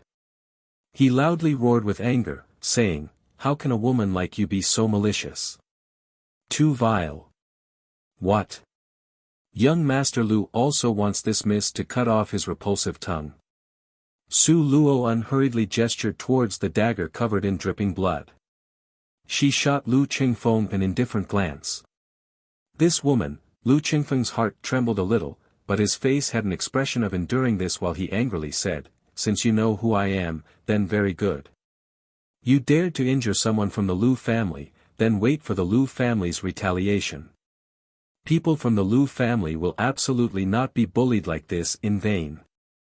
Su Luo looked down at him and smiled. "You keep saying using the Lu family name to retaliate. Lu Qingfeng, are you still a little kid who would go home to ask the older generation for help?" She actually dared to look down on him. Lu Qingfeng was almost choked half to death by Su Luo's last half of her sentence. He furiously said, "Good, very good, you are very good. If you have the guts, then report your real name." When Su Luo came to the raw materials marketplace, she was afraid of things that would emerge that she couldn't gain control of. Therefore, she intentionally made over herself to look only 30% like her real appearance. It was assured that even if Su Shi stood in front of her, she may not necessarily recognize her. She currently came here concealing her real appearance. Why would she report her real name? Was this Lu Qingfeng's brain burned until he was confused? Just at this moment suddenly, the little divine dragon in Su Luo's lap woke up. He opened his misty eyes, those sleepy eyes drowsily looked at Su Luo. His right little paw was rubbing at his eye socket. That face had an innocent and bewildered expression which was really too adorable for people to ignore. Su Luo, when faced with his expression, her heart immediately went soft. Such an adorable little thing, really didn't want him to grow up. Lu Qingfeng saw that Su Luo's attention was now attracted to the puppy, completely ignoring the Prime Minister's son in front of her. Suddenly, he flew into a rage over this humiliation. His hand grabbed towards the little divine dragon and coldly said, "Since it's like this, then this puppy will be considered your offer of apology. Now, he belongs to me. You actually dared to snatch away the little divine dragon. Tired of living?" Before Su Luo could take action, one could only see the hand reaching towards the little divine dragon suddenly blow out a bloody mist. Afterwards, were the desperate cries of an utterly discomfited Lu Qingfeng, "Eh!" Chapter 225, Playing Tricks on the Pretty Boy, 13, How sharp was the little divine dragon's teeth. At that time, the arrow from the Jade Lake's fairy which had contained the strength of heaven and earth was also gnawed to bits by him, as if chewing on a sugar cane. To say nothing of Lu Qingfeng's human body made of flesh and blood. However, the little divine dragon was still in a drowsy state, therefore his actions were much gentler than when awake. So, he only took a tiny bite of Lu Qingfeng's flesh. Lu Qingfeng saw that the back of his hand was missing a mouthful of flesh, with blood violently spurting out. Immediately, he furiously yelled, "Loathsome girl! Today, you are toast. Don't you even think about walking out of this door." The sounds of activity here were too loud, arousing the attention of old Chen inside the room. Now, his eyebrows wrinkled, with his body straight and tall, and both hands behind his back, step by step, he strolled out into the courtyard. A trace of annoyance and impatience flashed across his eyes. Stop making so much noise. If both of you keep this up, then get out. If old Chen was a proprietor of a regular hidden store, then no problem, but unfortunately, he wasn't. Everybody knew that behind the scenes, old Chen, in this raw materials marketplace, was linked to countless connections. Hence, in old Chen's residence, nobody dared to be impudent.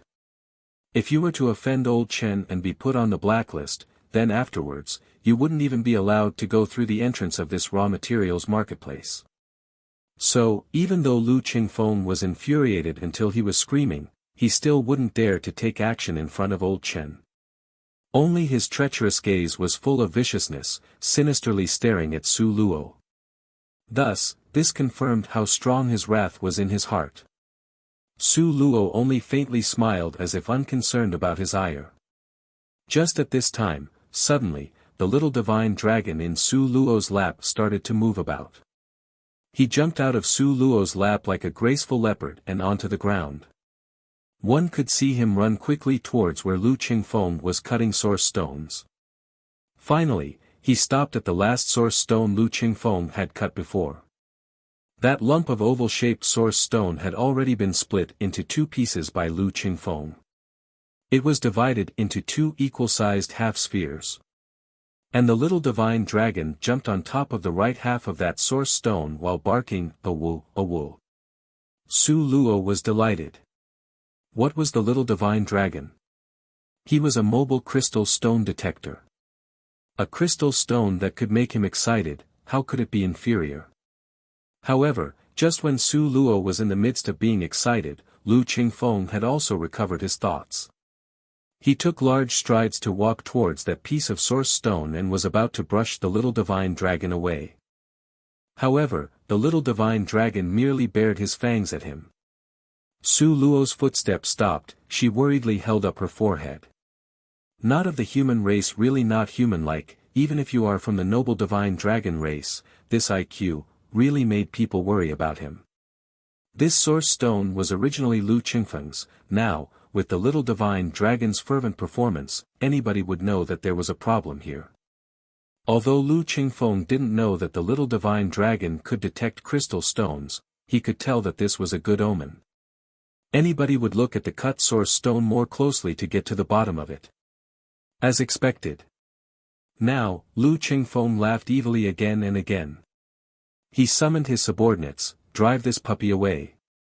Afterwards, place this half of the source stone onto the cutting device. This lord will properly cut it, and check to see if there is or isn't a crystal stone inside." Su Luo somewhat regretfully sighed. It looked like this time she had made the clothes for other people. Only, letting Lu Qingfeng snatch away this small advantage for free. Originally, he had already discarded it as something he didn't want. Alas, this feeling of lost was damn stifling. However, just at this time, something happened that startled the heavens and reversed the situation. One could only see the little divine dragon hugging that half of source stone tightly. He was unwilling to let go. Seeing everyone come towards him and about to encircle him, he immediately became anxious. He was so anxious that he frantically circled around on top of that half of the source stone. Finally, the him that was quick-witted in an emergency. Chapter 226, Playing Tricks on the Pretty Boy. 14, he stuck his little butt up high, his thin right hind leg lifted up and aimed at that half of source stone. With a twinkle sound, he let out a stream of yellow pee. The corner of Su Luo's mouth pursed. Not being able to bear any more, she turned her head away. As his master, how could she not feel embarrassed? Okay. Lu Qingfeng's mouth pumped a few times, and he had a constipated expression on his face. His brows knotted in disgust. At this time, even old Chen's sharp-as-a-knife expression also pursed slightly. His ancient, well-like deep pupils which were normally placid now had a thread of laughter. Because this little guy really was too, it just made people speechless. Other families' little animals would protect their food, however, nobody had ever heard of one that tried to snatch a source stone, it really was an offbeat puppy that was full of mystical characteristics. Following a period of silence, Lu Qingfeng was the first to react. He glared at Su Luo sinisterly, the corner of his mouth perked up into an evil sneer. That half of source stone was sullied by your pet. Now, you tell me what should be done. Hearing his tone, it was as if the fault lied with her.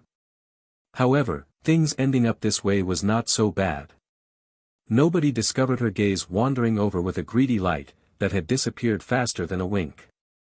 Su Luo frowned, she didn't have a worried expression and threw a quick glare at the little divine dragon. Again, she frowned and said to Lu Qingfeng, "Isn't it just some urine on the surface of the source stone? Just cut it away and it would be fine." Since Lu Qingfeng had already decided to place the blame on her, how could he be made to let go so easily? He was already prepared to extort a lot of money from her and earn back all the money he had lost today from buying source stones. One could only see that Lu Qingfeng's expression was not agreeable, as he coldly smiled. "You tell me to cut it away, so then I'll just cut it away. Then what do you want? Want me to ask a person to clean it before returning it to you?" Su Luo's expression appeared to be angry in an instant. She fought back with her reply. "Humph. The surface can be washed clean, but what about luck? Maybe inside it was a green crystal stone worth 5,000 kilograms of gold. Since your obnoxious puppy peed on it, all of the luck disappeared. This debt, how do you want to settle it?" Lu Qingfeng arrogantly raised his chin and said forcefully. Your type of person, how can you be so capricious and mule-headed? If there was one inside it, then it has one. If it doesn't have it, then it really doesn't have it. This crystal stone was formed several thousands of years ago. How could it be made to disappear by my puppy's pee? Who are you trying to kid? If you want to extort from me, you should at least make up a good reason. It seemed as if Su Luo had not been lightly angered. Her face had turned red, and she was stamping her feet in fury. Yet, the more Su Luo acted this way, the more pleased Lu Qingfeng became. One could only see him laughing evilly repeatedly, pointing at the little divine dragon who was still howling, "Oh, at half of the source stone. Isn't it your family's puppy?" Su Luo nodded her head. Lu Qingfeng seized this opportunity to pressure her even more. Did he or did he not just pee? Su Luo once again nodded her head. Lu Qingfeng said with relish, "Then, these gold coins, are you going to compensate for them or not?" Su Luo frowned, shook her head and said, "That half piece of source stone was already something you discarded and didn't want. How could you ask me for compensation? It's too unreasonable." "Humph, who said this lord doesn't want that half piece of source stone? This lord spent money to buy source stones, why wouldn't I want it? You think this lord is wealthy enough to burn money?" The more Lu Qingfeng said, the more he gave off a victorious, imposing manner. Step by step, he pressured Su Luo, "Are you going to pay or not? If you are not going to pay, then this lord will pluck the hair off your puppy one strand at a time and make barbecue dog meat steamed buns out of him." Su Luo seemed to have been greatly infuriated, but she had no alternative. Finally, she clenched her teeth and said, "In the end, what do you want to do?" 1,000 gold coins. With a flip sound, Lu Qingfeng opened his folding fan and fanned himself in a satisfied manner. He conceitedly raised his chin and shot a glance at Su Luo from the corner of his eyes. 1,000 gold coins, the money to settle the debt for the goods delivered. Not taking credit for payment. Chapter 227, Playing Tricks on the Pretty Boy. 15. He had spent 1,000 gold coins here at Old Chen's place and had bought 10 lumps of source stone. However, he had not reaped any gains from those source stones. Now, it just so happened he had bumped into an enemy with more money than sense. If he didn't blackmail her, who else was he going to extort money from? Lu Qingfeng fanned himself, his face had an abnormally sinister smile. Su Luo's brows were tightly creased with a bullied and anxious appearance. 1,000 tael. No way. At most 100 tael. The price is fixed at 1,000 gold coins. Lu Qingfeng coldly snorted and arrogantly lifted his eyebrows. How could you just open with a random price like this? Clearly the previous 9 source stones were all cut open and not even a fart could be seen. How could you ask me to also pay your bill for those? Do you really regard me as a fool? Su Luo glared at him, not at all convinced. Lu Qingfeng fanned himself and unhurriedly said, "This lord concedes that you said a lot. However, this lord wants you to hand over 1,000 gold coins now. Otherwise, that obnoxious puppy of yours will be this lord's compensation." Humph, humph, now you choose. Su Luo appeared to be at a loss. She hesitated for a while and finally feebly asked, "Couldn't you make it a little less expensive?" "No way." The more Su Luo's manner weakened, the more imposing and strong Lu Qingfeng's manner became. He was overbearing and forceful as he waited for Su Luo's response. 1,000 gold coins, the price is non-negotiable. Now reply quickly, are you going to compensate me in gold coins or give me that obnoxious puppy? At this moment, Lu Qingfeng really believed that Su Luo was afraid of him. Su Luo smirked in her head, but her face only revealed an appearance of someone who was about to sob. She thought it over again and again. In the end, she reluctantly handed over her purse to Lu Qingfeng. Before Lu Qingfeng could take it, Su Luo withdrew her hand. "What are you doing now?" Lu Qingfeng angrily said as he glared at Su Luo with eyes wide open. Su Luo merely turned around to look at old Chen and said to him, "Will Uncle Chen act as a witness for me, please?" When the time came and the crystal stone was dug out of that source stone, what was to be done if Lu Qingfeng changed his mind and reneged on this deal? There was no doubt Lu Qingfeng was this type of immoral character. Doing this kind of thing would indeed be a piece of cake for him. Just now, old Chen was able to intimidate Lu Qingfeng to stop with just one sentence. Su Luo was clearly able to understand that old Chen was Lu Qingfeng's nemesis. Old Chen took a slight glance at Su Luo. A pair of eyes that had become cloudy with the passage of the years all of a sudden had a fleeting flash of coldly clear rays of light. He was just like that, unmoving as he quietly sized up Su Luo. His eyes had a complicated expression. This kind of examining gaze made Su Luo's heart a little upset from fear. She had a faint feeling that since the time she had first taken a step into this residence, old Chen had an attitude of probing and examining her the entire time. This made her heart become secretly curious. Sizing her up for quite a while, it was not known how many circles old Chen's forceful mind revolved around. Finally, he agreed and nodded his head. He indifferently said, "Fine, agreed." Lu Qingfeng momentarily was stumped for words. This was simply too hard to believe. Su Luo was unaware of old Chen's origins, but Lu Qingfeng knew a little bit about it. Otherwise, he as the second young master from the Prime Minister's residence wouldn't be so afraid of the consequences of offending this old man from the marketplace. From his own impression, this rotten old man was always unsmiling and laconic. For a long period of time, Lu Qingfeng had believed that this rotten old man was mute because he had never seen the old man talk to anyone. Afterwards, he had come more often and occasionally would hear a word or two from the old man's mouth. However, the majority of the time, old Chen wouldn't take notice of other people even if that person the mercenary union's president, the venerable Beichen. However, this loathsome girl, she would actually invite this rotten old man to act as a witness? And this rotten old man had actually agreed? Regarding this issue, Lu Qingfeng becomes somewhat confused. In the end, what was the origin of this loathsome girl? Chapter 228, Speechless on the Spot. 1. To say she was from a noble background, but she obviously looked like a waste. Moreover, her complexion was a waxy yellow with average features.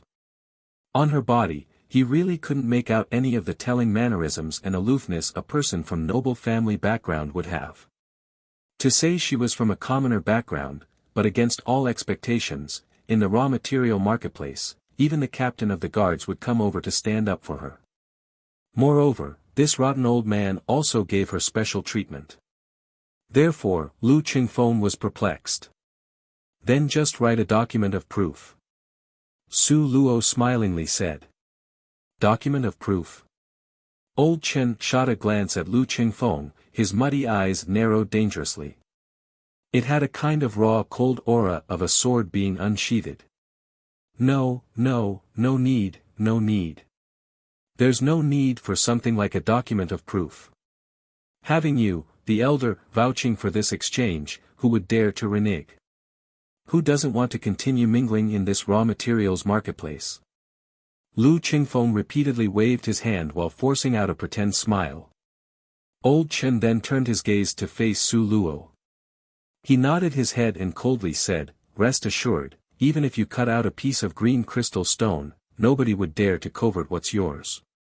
A smiling expression appeared in Su Luo's eyes. Since Uncle Chen said it, then someone as humble as me naturally will believe it. Su Luo had barely finished speaking when she immediately took out a bag from her wide sleeves. With the next movement, she tossed it to Lu Qingfeng. 1,000 gold coins, no more no less. Now we are even. Right? Lu Qingfeng thought that Su Luo had given in because of his own threat. So he was elated and in a very cheerful mood. Because in this way, he had earned back all the gold coins he lost today. Lu Qingfeng weighed the bag full of gold coins, smiling with a belittling expression while looking at Su Luo, and waved his hands. Okay, now that piece of urine-covered, waste of a rock material is now yours. Speaking of this girl, she really was stupid. He had merely used a little intimidation on her, but unexpectedly, she really took out 1,000 gold coins. Just looking at her forehead, he saw 8 words, foolish person with too much money, come quickly. Lu Qingfeng was extremely happy, humming a ditty, he contentedly sat down under the wisteria tree's blossoms.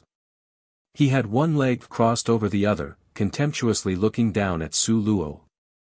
And also at this time, Su Luo was simply ecstatic. 1,000 gold coins, she had merely used 1,000 gold coins to exchange for that piece of source stone. This was simply too worthwhile. The little divine dragon's a-woo speech was something nobody else understood, but she actually did. Earlier, she had already made up her mind to do whatever it took to get this piece of source stone. Su Luo swept a quick glance at the still feeling blissful Lu Qingfeng. Seeing that right now, he had an expression of flaunting the fact that he had gotten the better end of the deal and had taken advantage of her. She couldn't help feeling that he was laughable. Lu Qingfeng didn't want to leave. Extremely good, then she'd just let him see with his own eyes his missed opportunity. Let him regret until his intestines were green. Su Luo was just about to go and cut open the source stone. However, she never expected that old Chen would be a step faster and walk right in front of her. He snatched that half of the source stone from her with a serious expression and said, Miss, this time, let this old man cut open the source stone for you, all right? Su Luo somewhat embarrassedly said, Uncle Chen, you wanting to cut the stone for me can't be better. However, this source stone was peed on by my puppy, how could I have the nerve to ask you to cut it open for me? Old Chen faintly smiled as he quickly glanced at Su Luo. He lowered his voice, and stressing every word, said, being able to get the little divine gold dragon's piece should be an honor for this piece of source stone. Huh? Su Luo was speechless on the spot. This old Chen. How did he know that the puppy was not a real puppy, but rather, from the dragon race? Moreover, he could readily point out that he was from the most respected royal family of the dragon race, the divine gold dragon race. This was simply too formidable.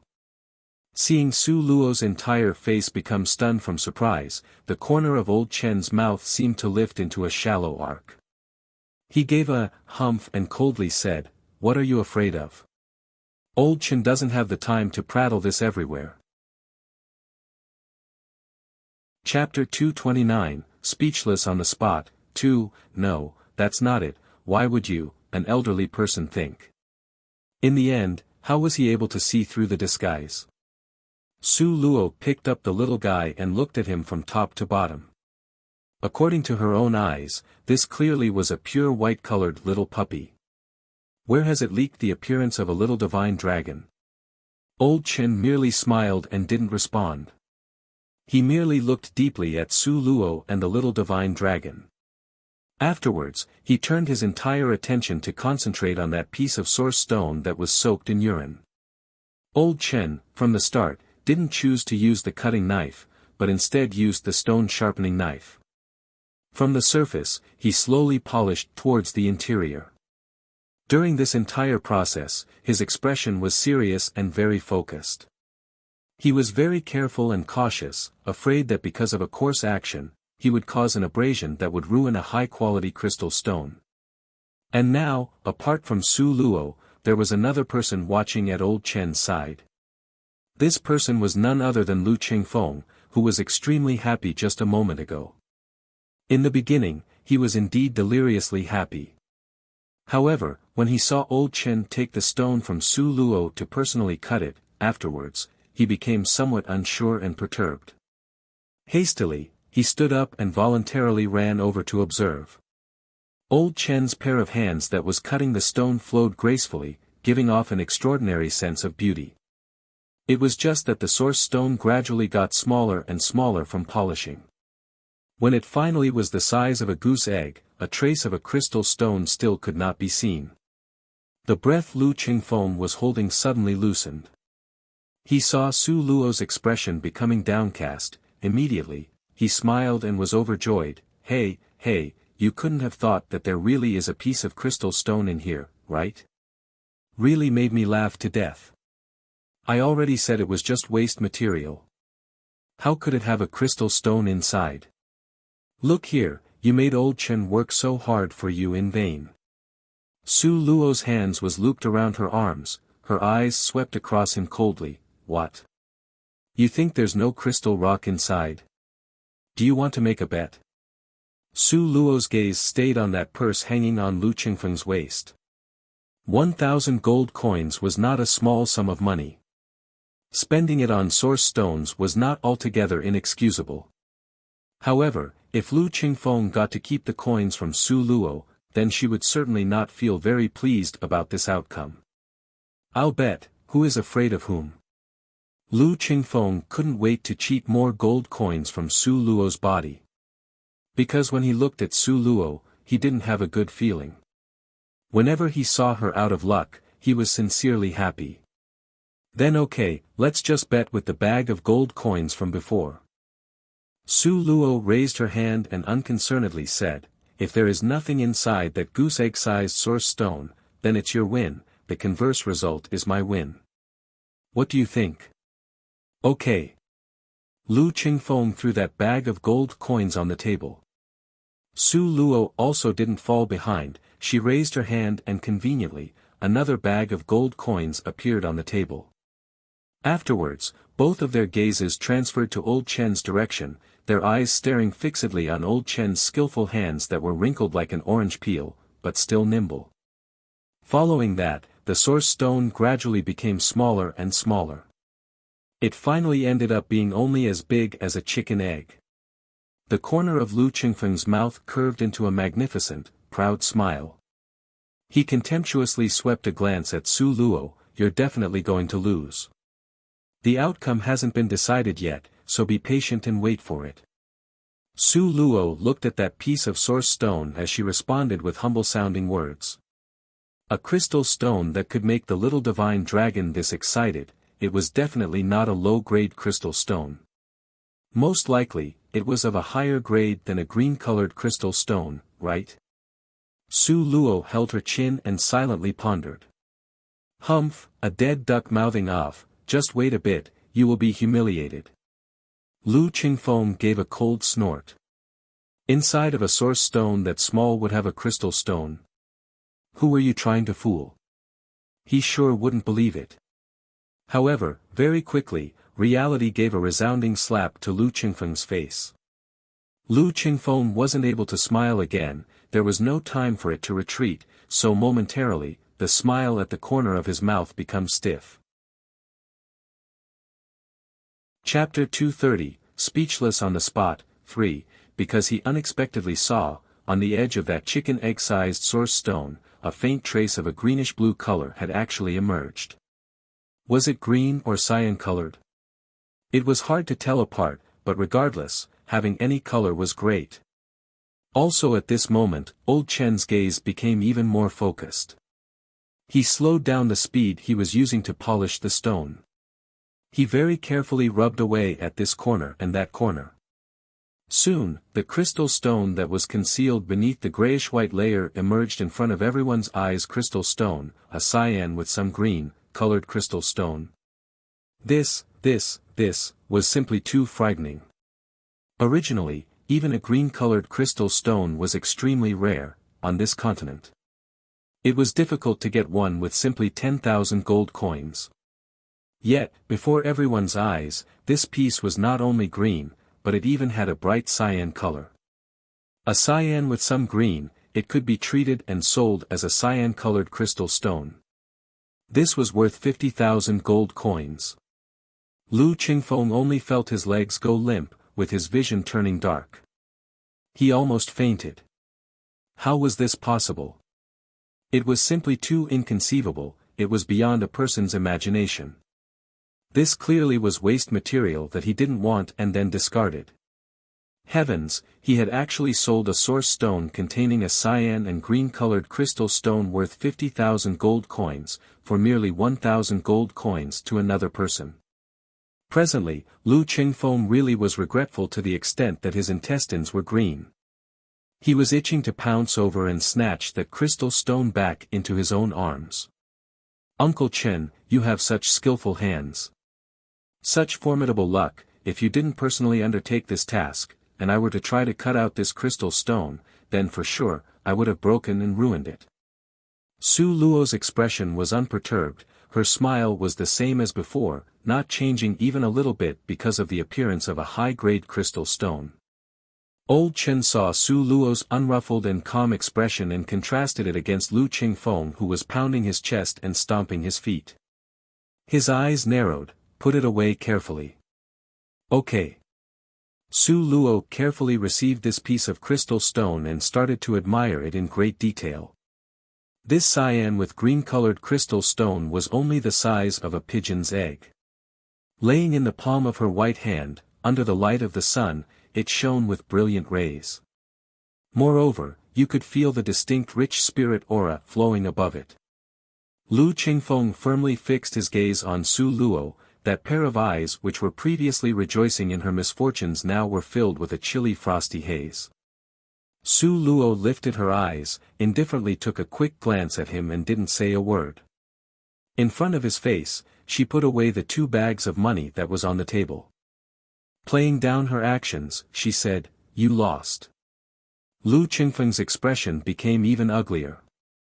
The 1,000 gold coins that he had won back with great difficulties was so easily once again taken away by this loathsome girl. What's more, Lu Qingfeng's rigid gaze stared at that cyan with green-colored crystal stone.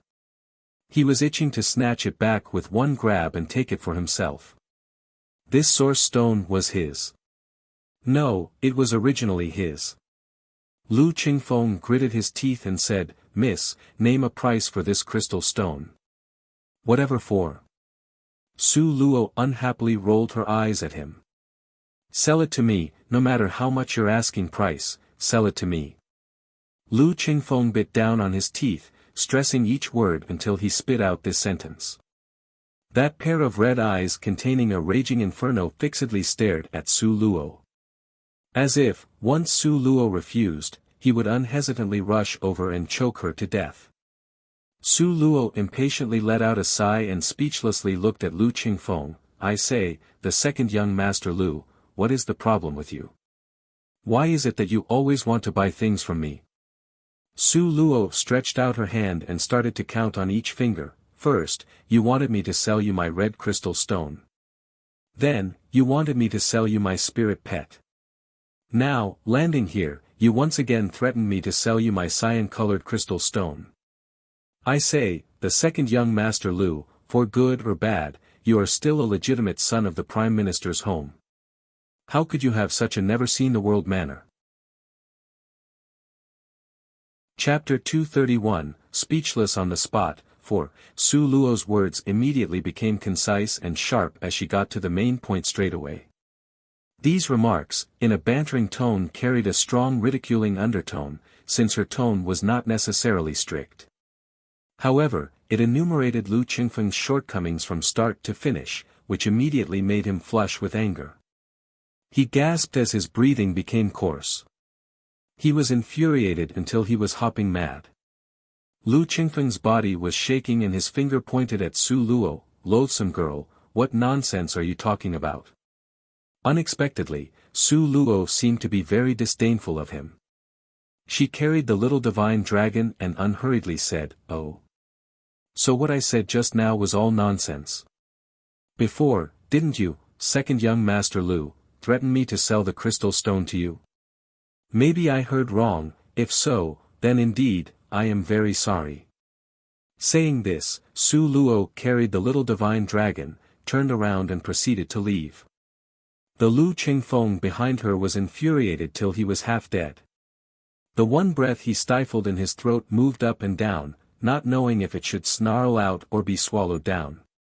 Su Xiaoyuan, who was behind Su Luo, had an extremely worshipful gaze as he stared at Su Luo. His pair of eyes was sparkling with light, as if he was watching the idol he most adored. Cool. She was simply too cool. That was the second young master from the Prime Minister's residence. The Miss had actually showed no quarter when criticizing him, showering him with abuse. Not only did she scold the opponent until he was dejected and covered in dirt, she also made the opponent unable to voice his bitter suffering. This ability was truly at the pinnacle when it came to scolding someone.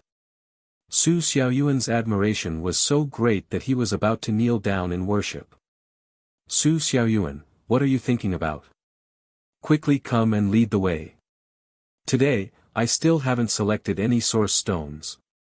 Su Luo patted this little guy's head. Just a moment ago, she had seen old Chen. But after the crystal stone was cut out, he had disappeared without a word or sound. Now, she could only rely on her little guide. Oh, okay," Su Xiaoyuan said. With this, his thoughts returned. His pair of eyes was still sparking with a worshipping light like before while gazing at Su Luo. Su Xiaoyuan seemed to be very familiar with this place. He guided Su Luo through many twists and turns as they walked towards the inner area. Very soon, they arrived at a shabby remote courtyard in the residence. This remote courtyard was empty and bare. Inside, there wasn't even the basic furnishing. It only had piles and piles of source stones. The source stones were properly labeled and separated based on their grades. Every pile had a clearly labeled corresponding price tag. And also, on the side were stone cutting tools provided free of charge to customers who wanted to cut open the stones. Just after Su Luo and Su Xiaoyuan left, Lu Qingfeng suddenly convulsed and woke up from his stupor. His gloomy gaze stared fixedly at the stone fragments on the ground, his thoughts gradually becoming clearer. Today, in total, he had only seen that loathsome girl twice, and both times, she had been able to cut out a crystal stone. What did this indicate? This indicated that it was not because of her good luck, but she had a precious treasure on her body. This was a treasure that could distinguish whether a source stone had a crystal stone inside it or not. Yes, it must be like this, no doubt about it. No. I must follow after her. Even if she ate meat, he should at least snatch away some soup to drink. He couldn't let her monopolize all the convenient advantages. Thinking up to here, Lu Qingfeng's expression was restored. He brought his servant and walked with large strides towards the remote courtyard where Su Luo had gone. When Lu Qingfeng arrived, Su Luo was crouched on the ground, carefully examining the source stones, looking at it one by one. Of course, she was merely faking it. The one who truly knew if a source stone had a crystal stone was the little divine dragon, and not her. However, she could not simply reveal the little divine dragon's skills. Otherwise, relying on her current puny strength, not only was she unable to protect him, she would instead bring him harm. Suddenly, Su Luo sensed a fervently hot and sinister gaze focused on her back. Su Luo didn't need to turn her head around to guess that this pair of hate-filled eyes certainly belonged to Lu Qingfeng. Chapter 232, Speechless on the Spot. 5. What was he doing following after her here? Was he still thinking to forcefully buy the cyan-colored crystal stone from her hand? Su Luo thought about it and shook her head in denial. At least within the Qin residence, Lu Qingfeng wouldn't dare to brazenly mess around. Then, what was his purpose in following her now? Su Luo's gaze swept towards the little divine dragon who was rolling and bouncing around on top of the source stones. Suddenly, her gaze turned to Frost. That's right, he might have guessed at a clue and ran over to add more pressure to her. Since it was like this, then wouldn't it be better to? Su Luo's mouth evoked into a sinister sneer. Lu Qingfeng, since you were unwilling to give up and still wanted to play, then this miss will toy with you to death. Su Luo feigned a very serious examining manner. She looked at the source stone that weighed over hundreds of kilograms in front of her inch by inch. Then, she rubbed and tapped it. Suddenly, a happy surprised look appeared on her face. However, it seemed as if she was also afraid of people seeing her expression, so she exerted her will to purse her lips instead. It looked as if she was trying to control her own excited expression. After a moment, she furtively lifted her head and her eyes circled around. After she found that nobody took notice of her, she then softly released a breath. The scenario mentioned above, all of it entered Lu Qingfeng's gaze. Su Luo took out an ink stick and was just about to write on top of the source stone. However, all of a sudden, a hand extended over from the side. Quickly, he wrote down his last name on that over hundreds of kilograms source stone. Old Chen's rule was that whoever wrote their name first on top of the source stone, that source stone would then belong to that person. Su Luo turned her head and looked. She discovered that the person who came was actually Lu Qingfeng. She couldn't help being agitated and indignantly roared, "What's the matter with you? Where did you come from?" It was obviously me who settled on this one first. When other people look at stone materials, bystanders are not allowed to interfere. Such a simple rule and you couldn't even understand. Who knew? Lu Qingfeng only swept her a cold and quick glance, then arrogantly said, "This source stone, this lord had already settled on it earlier. Only due to urgently leaving to cut stones, that's why it was temporarily set aside. As to saying who was earlier, then I was also before you." Su Luo seemed to have not been very lightly angered. Her little face was flushed from anger, with an attitude of itching to rush over to choke the opponent to death. What? If you have the ability, then you should have acted faster. Your actions were so slow, who are you trying to blame? Lu Qingfeng contemptibly rolled his eyes at Su Luo. He only excitedly directed his lackeys to carry away that source stone. Good, I'll let you have this lump of stone. However, you can clearly see that this lump of source stone is 3,000 gold coins. Don't you regret it? Su Luo seemed to be very indignant. She stomped her feet and very unhappily walked away. 3,000 gold coins. Only now had Lu Qingfeng clearly seen the marked price on top. Suddenly, he felt his heart jump. Such an expensive source stone. However, it didn't matter, since that loathsome girl wanted to buy this source stone so badly, then that proved that a crystal stone was inside this source stone. It was surely like this. That loathsome girl must be bluffing, she probably wanted him to transfer the source stone to her. Lu Qingfeng only coldly snorted. He wasn't going to fall for it. After that, Su Luo concentrated her attention as before. She carefully and meticulously tapped the stones. Afterwards, every time when she was just about to choose a stone, Lu Qingfeng would seize the opportunity and snatch it away. Finally, Su Luo exploded in anger. "Lu Qingfeng, what is the meaning of this?" Lu Qingfeng triumphantly said, "These source stones are not your family's. If this lord wants to buy, he will buy. What does it have to do with you? Okay, okay, okay. Then you can buy all of these, hope you don't go bankrupt. Su Luo panted with rage and stomped her feet. Seeing Su Luo was infuriated until she was hopping mad, Lu Qingfeng's mood increasingly soared up. What if inside those source stones there were no crystal stones? If that were so, how could this loathsome girl be infuriated to this point?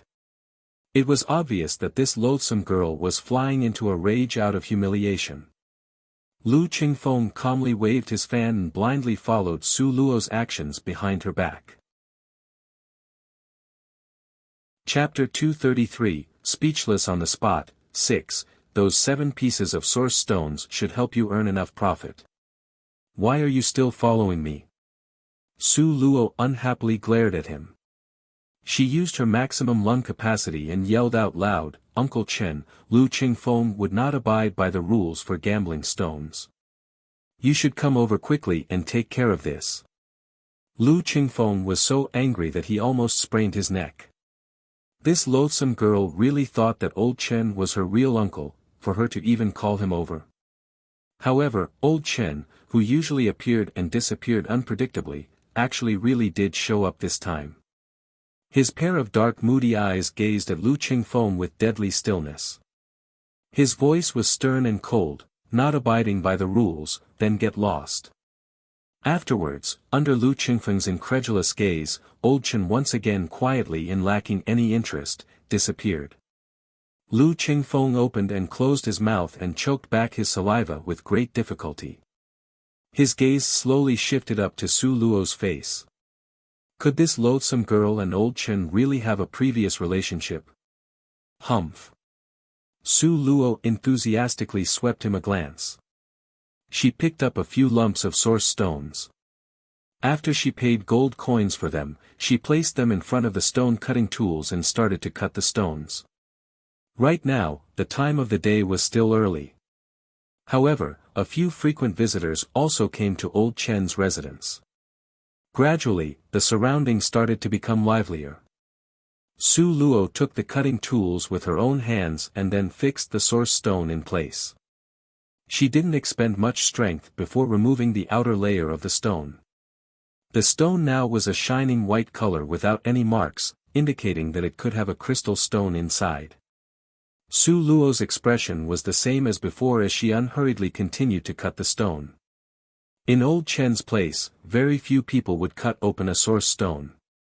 Su Luo's actions immediately attracted a crowd of people to come over.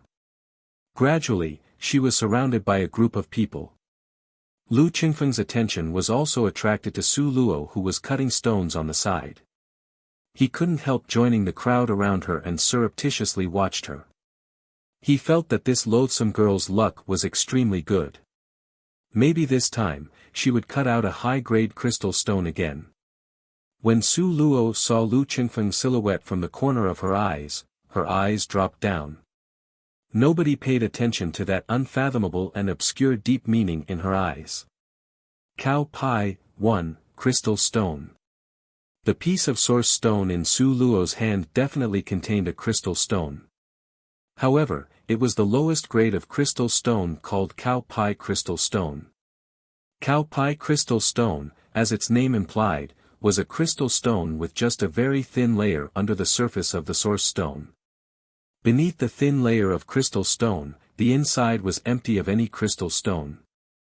This type of cow pie crystal stone was used to cheat and fool people. Before, Su Luo had originally fancied this piece of source stone, however, then the little divine dragon said, "Cow pie crystal stone," these 4 words, to her. Just these 4 words immediately made Su Luo change her plans. Since this cow pie crystal stone was used to cheat people, then not to defraud Lu Qingfeng, this kind of foolish spendthrift, who else would she save it for? Therefore Su Luo decided to cut the source stone containing the cow pie crystal stone open at the seam. Based on the little divine dragon's directions, Su Luo slowly cut away at it using the stone cutting tool. Cut after cut. This source stone in front of her was worth 5,000 gold coins. and she was treating it as if it was an ordinary stone. One could see that her hands were as firm and steady as a boulder, with speed that was fast as the wind, gentle and beautiful movements that were natural and unforced. Her hands didn't tremble even a tiny bit. Su Luo's slender and pale fingers lifted up the thin outer layer that was cut open. Everyone followed her gaze and looked at that source stone. Seeing what was underneath, suddenly, everyone inhaled a deep breath in shock. Heavens! What was happening here? A crystal stone appeared. This was for certain. However, unexpectedly, it was actually a cyan-colored crystal stone. Wasn't this young lady's luck rather too good? Cyan-colored crystal stone, ah! How precious was this? Hadn't it been a while since news of cutting out a cyan-colored crystal stone in the imperial capital came out? Momentarily, everyone's mouth was open wide, their expression when looking at Su Luo was as if they had seen a ghost. For a very long time, they were stunned and couldn't return back to reality. 1. Cow pie, is the Chinese spelling meaning thin layer like sheepskin or leather. The author is describing a paper-thin layer made of crystal stone with nothing inside. So when you cut it open it looks like it could be a solid crystal stone but inside there is nothing. Chapter 234, Speechless on the Spot, 7, As Lu Qingfeng's pair of eyes watched Su Luo, he almost spit out blood. This loathsome girl, how could she be so great? Just a minute ago, she had cut out a cyan-colored crystal stone, now once again. It was a cyan-colored crystal stone. She. In front of her, could these crystal stones be merely cabbages in the field that she could randomly pick one and find one? Right now, Lu Qingfeng was so envious that he almost spit out some blood. Even old Chen, whose movements were always mysterious, had now quietly appeared behind Su Luo. He gazed at Su Luo's figure with a complicated expression. The area that was cut open wasn't big, to say it more accurately, it only exposed a section that was the size of a baby's palm. However, that cyan-colored radiance that everyone would be delighted with, seemed to gush out. It was clear and sparkling, with a rich spirit power that refreshed the mind. 30,000 gold. Nobody knew who first yelled out this sentence from the crowd. That person, while speaking, was also trying to squeeze into the crowd with all his might. The government official's hat on his head had become somewhat askew when he finally squeezed to Su Luo's side. Without saying a word, he squatted down to carefully observe that piece of source stone. Yes, no doubt about it. This spirit power that could refresh the mind couldn't possibly be faked. It undoubtedly was a cyan-colored crystal stone. Right now, Su Luo had only cut out a little piece. What was hidden inside the source stone behind this section, nobody knew. So this oldly person started to bid without delay. Because, once Su Luo cut out a complete piece of crystal stone, then its worth would basically be hard to predict. However, nobody present at the scene was a fool. Since Old Li could see though the situation, how could they also not understand? What was more, it resembled a cyan-colored crystal stone. This kind of high-grade crystal stone, on this continent, was always a commodity in high demand. Something that was rarely discovered but highly sought after, with a matching pricelessness in the market. 40,000 gold. Another person did his best to squeeze into the crowd towards Su Luo while loudly shouting out a price. "Little miss, this old man will give you 40,000 gold, do you want to sell it?" 44,000 gold. Before Su Luo could respond, another person followed closely behind with another offer. 45,000 gold. Immediately, another person rushed in with a bid. 46,000 gold. 50,000 gold. Old Li clapped his hands and loudly shouted out, "Everyone, cutting out a cyan-colored crystal stone, the market price is set at 50,000 gold. This hasn't been completely cut out, nobody knows what's in there. It's best that everyone doesn't let their emotions affect their decisions." From the corner of her eyes, Su Luo glanced at Lu Qingfeng, who was standing on the side with an excitement-filled expression. The corner of her mouth hooked up slightly. Lu Qingfeng, just waiting for you to bid. While thinking this, Su Luo followed the previous cut and took another slice along the side. After the knife sliced down, lifting up that small piece of the outer layer, indeed, it was still a cyan-colored crystal stone.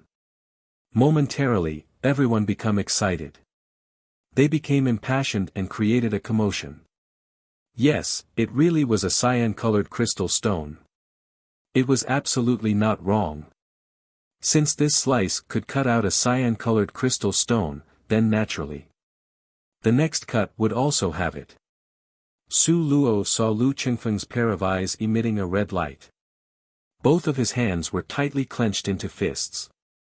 He was excited until his heart was bursting with joy. Good, very good, Lu Qingfeng, the person I want to defraud is none other than you, come quickly. Not outside of Su Luo's expectations, Lu Qingfeng walked toward Su Luo with large strides.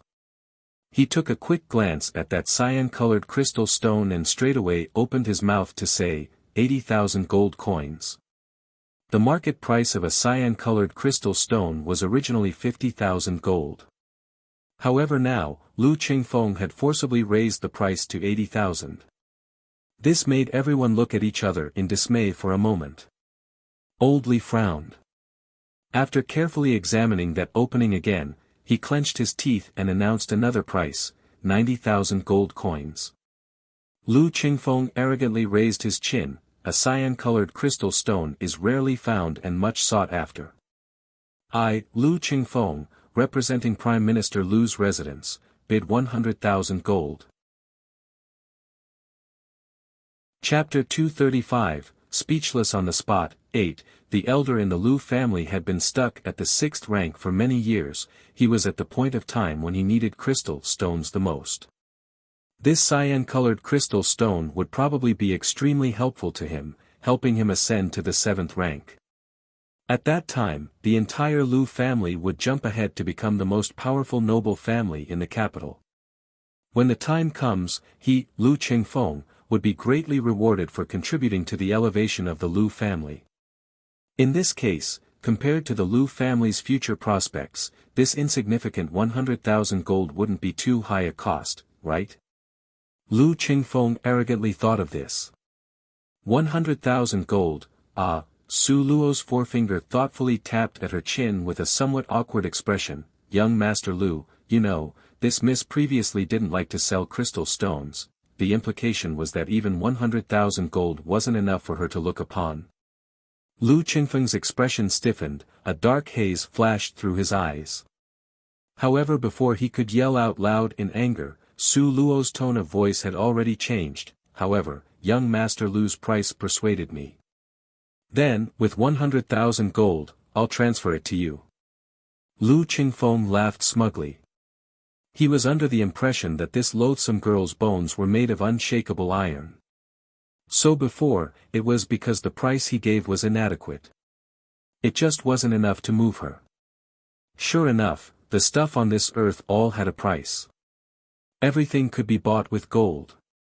Underneath everyone's gaze, after second young Master Lu handed over 100,000 gold, that piece of source stone would then belong to him. Today, Lu Qingfeng could be said to have spent a lot of money on this matter. First, he was cheated out of a cyan with green-colored crystal stone by Su Luo. Then, he lost 1,000 gold coins to Su Luo.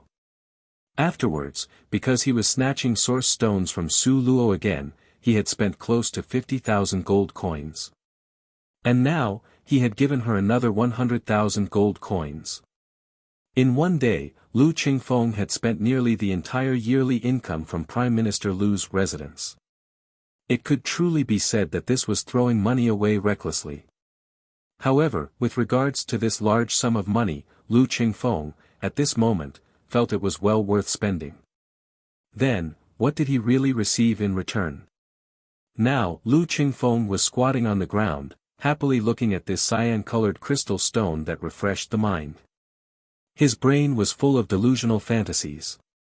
He imagined that when he went home and when he offered this cyan-colored crystal stone, the surrounding people would admire him. Also, the elder would have a gratifying, smiling expression. While happily thinking about this, Lu Qingfeng couldn't help letting out a laugh with a pfff sound. The surrounding people became somewhat impatient from waiting. Some who were impatient started to loudly urge him, could this second young Master Lu become stupid from being too happy? However, this crystal stone still hasn't been completely cut out. Who knows if after the following cut, underneath is really a cyan-colored crystal stone. That's right, second young Master Lu, stop being so happy.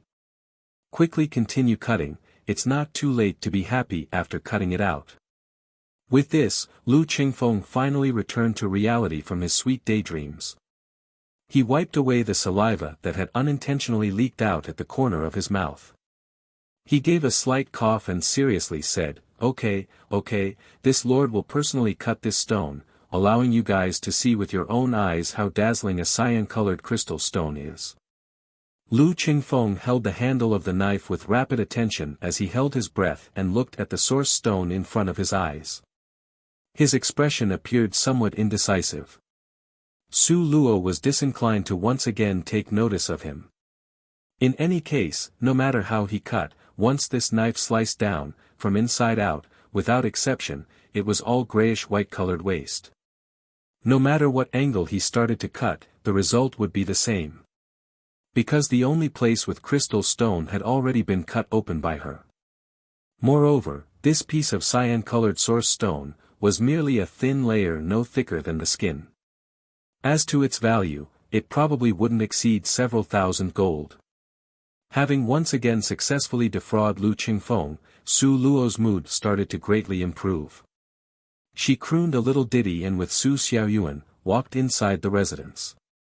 Because just now, before old Chen disappeared, he left her a few words.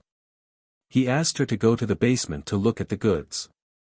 Su Luo didn't know, that even after such a long time, there was only one person who was asked to go to the basement to look at the goods, and it was only her. Chapter 236, Speechless on the Spot, 9. When she asked Su Xiaoyuan, this child simply did not know that old Chen still had a basement warehouse in his home. Su Luo's hand held a candle, as she walked down along the meandering flight of steps. Su Xiaoyuan, meanwhile, had been blocked from entering by another person at the basement's entrance. When Su Luo entered the basement, old Chen was just using his hand to stand up. He calmly sized her up. She didn't know why, but getting looked over by that kind of gaze, Su Luo suddenly felt like she had been seen through. It was as if all of her secrets had already been exposed in front of him. Old Chen merely gave her a sweeping glance, then turned his gaze away. After which he indifferently narrated, curious about why this old man treats you so favorably. His voice was dark and deep. The huskiness carried many years of hardships. Su Luo nodded her head, and could not deny it. Compared to Lu Qingfeng, old Chen had indeed always, intentionally or otherwise, stood by her side. Not only that, with a single glance, he had even managed to detect the little divine dragon's secret. This point made Su Luo extremely curious. Old Chen's expression was as indifferent as before, and he merely said, "In here, there is a piece of blue-colored crystal rock, if you can truly pick it out, naturally, this old man will tell you." Finished speaking, he looked deeply at Su Luo, and then turned around and exited the basement. What a mysterious old man. Anyway, it didn't matter, she was unable to pick out the source stone, but the little divine dragon could, Inside the basement, Su Luo scanned her surroundings, doing a full circle. Following her slowly moving gaze, a strange feeling emerged from her eyes.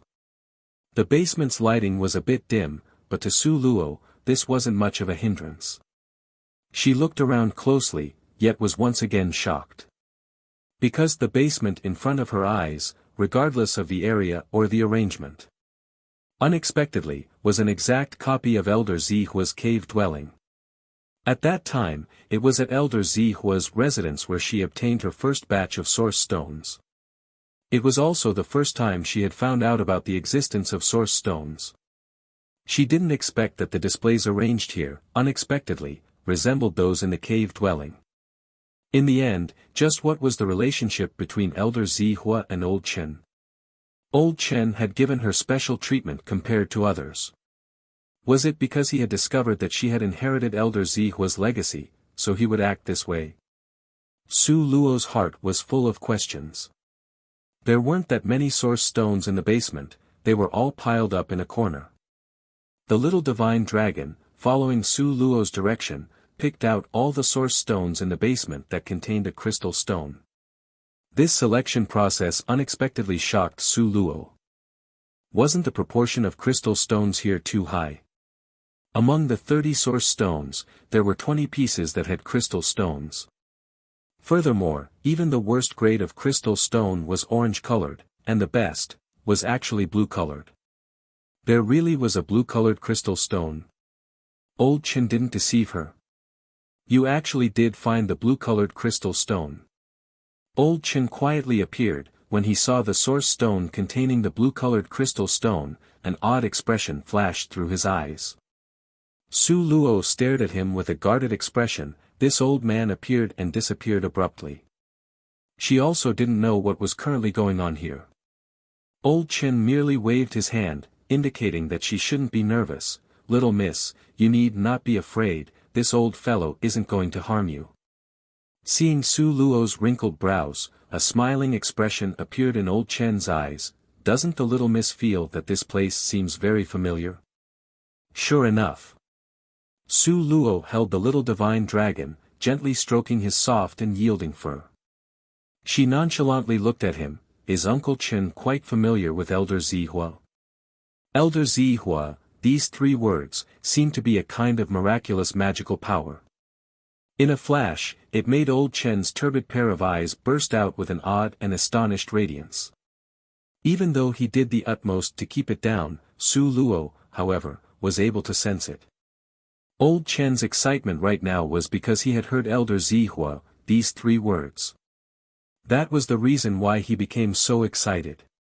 Su Luo saw that Old Chen's hands, which were concealed by his sleeves, tremble slightly. Chapter 237, Speechless on the Spot. 10. Did you perhaps inherit the teachings of Elder Zihua? Old Chen's pair of old, yellowish-gray eyes stared intensely at Su Luo. It flashed with a peculiar expression. Su Luo was able to perceive Old Chen's esteem and reverence for Elder Zihua, which came from the depths of his heart.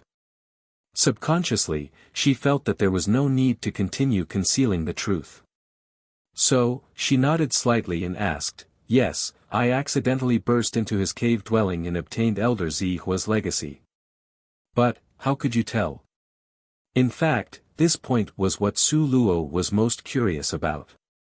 How could Old Chen tell that she had inherited Elder Zihua's legacy?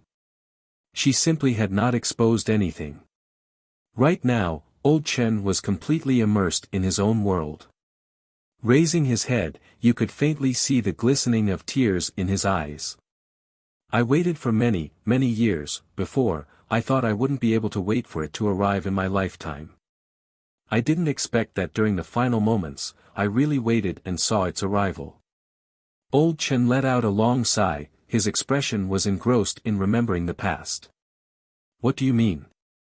Su Luo became even more puzzled.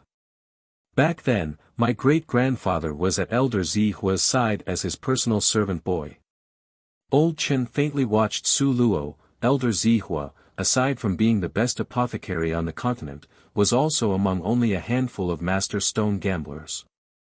This was still not the most mystical thing.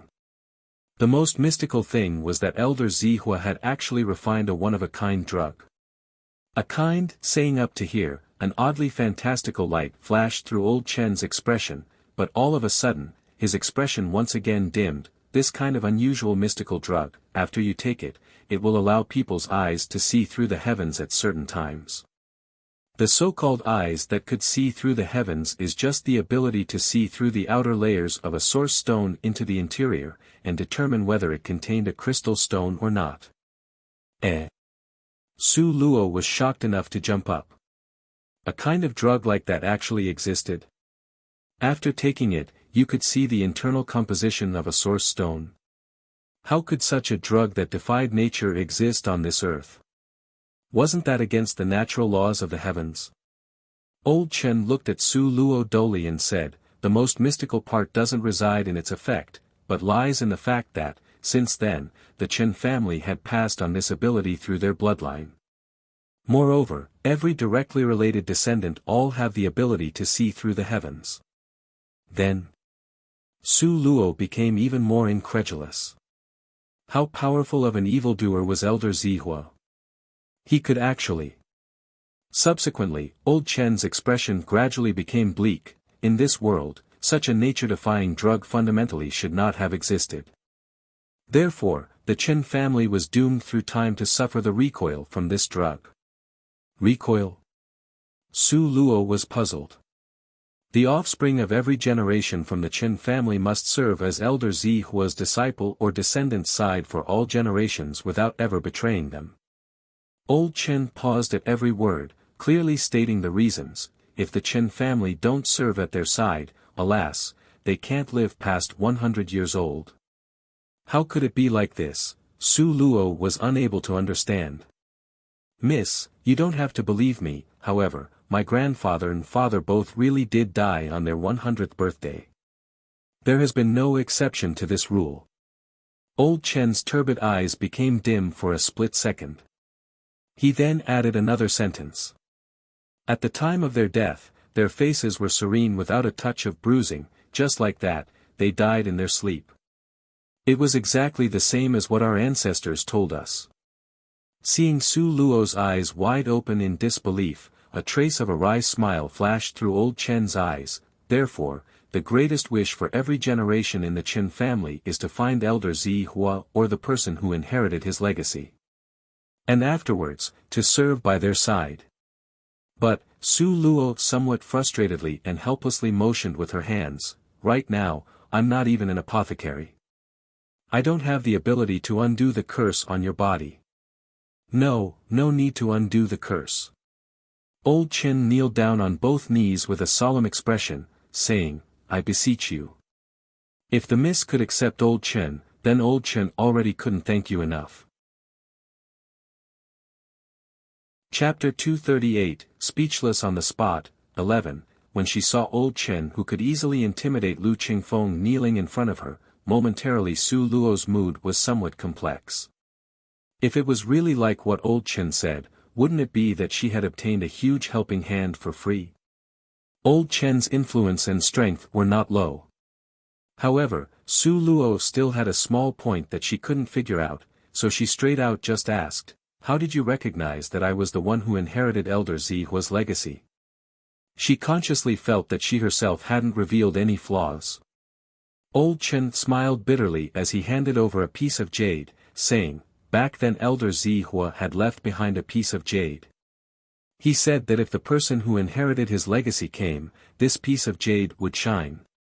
When Miss arrived, this piece of jade really did shine. There was really something this mystical. Su Luo took the offered blue jade pendant. She looked at it from left to right, up and down, carefully taking its measure. No matter how she looked at it, it looked like a regular jade pendant. Su Luo returned the jade pendant, then you should carefully put it away. No, it's better if the miss takes good care of it. Old Chen's face had an emotionally moved color. Since I have already found the miss, this jade pendant is now useless to me. Maybe it will be useful for the Mississippi. Since Su Luo couldn't decline it, she had no alternative but to accept. These source stones were intentionally saved for the master and I hope the master won't dislike them. Old Chen had already voluntarily changed the forms of addressing people. His manner now also carried a touch of respect. Okay. Su Luo didn't try to refuse and very naturally received his good intentions. Since Old Chen was already one of her people, Su Luo also didn't keep him in the dark. In front of him she waved her hand and took all the source stones into her space. Old Chen's pupils contracted, incredulously staring at Su Luo, Space mage. Master is actually a space mage. Su Luo smiled faintly and glanced at him. Is there a problem? No problem, absolutely no problem. I merely didn't expect that Master is the rarely seen space mage. Old Chen still somewhat disbelievingly said. To be capable of obtaining Elder Zihua's legacy, the person must be of wood and fire dual elements. However, his family's master in addition to these two was also a space mage that was almost extinct on this continent. When all was said and done, this was how formidable of a talent. Truly, just thinking about it, he was filled with expectation. Originally, Old Chen had felt a little bit uncomfortable at having to serve such a young Mississippi. But after Su Luo revealed this skill, he wholeheartedly acknowledged her as his master. He was looking forward to seeing what height his family's little master would reach in the future when she grew up. After she had sent all the source stones into her space, Su Luo placed the little divine dragon in her space to peel out the crystal stones. Su Luo along with Old Chen walked out of the basement. Arriving at the front courtyard, she found that it was clamorous and bustling with excitement. It seemed very lively. Among the crowd, Lu Qingfeng was standing there dumbstruck. He dumbfoundedly stared at the source stone in front of him. He couldn't believe what he was seeing was real. Cow Pi crystal stone. He actually spent 100,000 gold coins to buy back a piece of cyan-colored Cow Pi crystal stone. One was worth merely a few thousand gold and the other was worth 100,000 gold. The gap between the two prices was too big. It was so big that Lu Qingfeng was unable to react. How can it be like this? How? How can it be a Cow Pi crystal stone? Lu Qingfeng's pair of bloodshot eyes rigidly fixated on that fragment. His mouth mumbled words directed at himself. His person was almost entirely stunned into a stupor. The few people surrounding him continuously shook their heads. Some of them were glad, some sympathized with him, and still more ridiculed him. Didn't think this was actually a Cow Pi crystal stone. Fortunately, this old man didn't win the bid. Otherwise, I would have lost miserably right now. Old Li said with some lingering fear over this close call. Therefore, people would say when gambling with stones, one cut to poverty, one cut to riches, truly hard to tell. Chapter 239, Speechless on the Spot, 12, That's right, only this for 100,000 gold is really too high a price.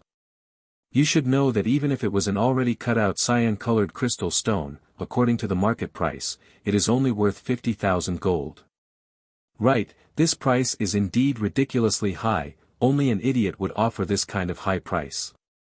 The most laughable thing was that in the end, he cut out a Cow Pi crystal stone. Everyone was acting as if they were a genius with hindsight.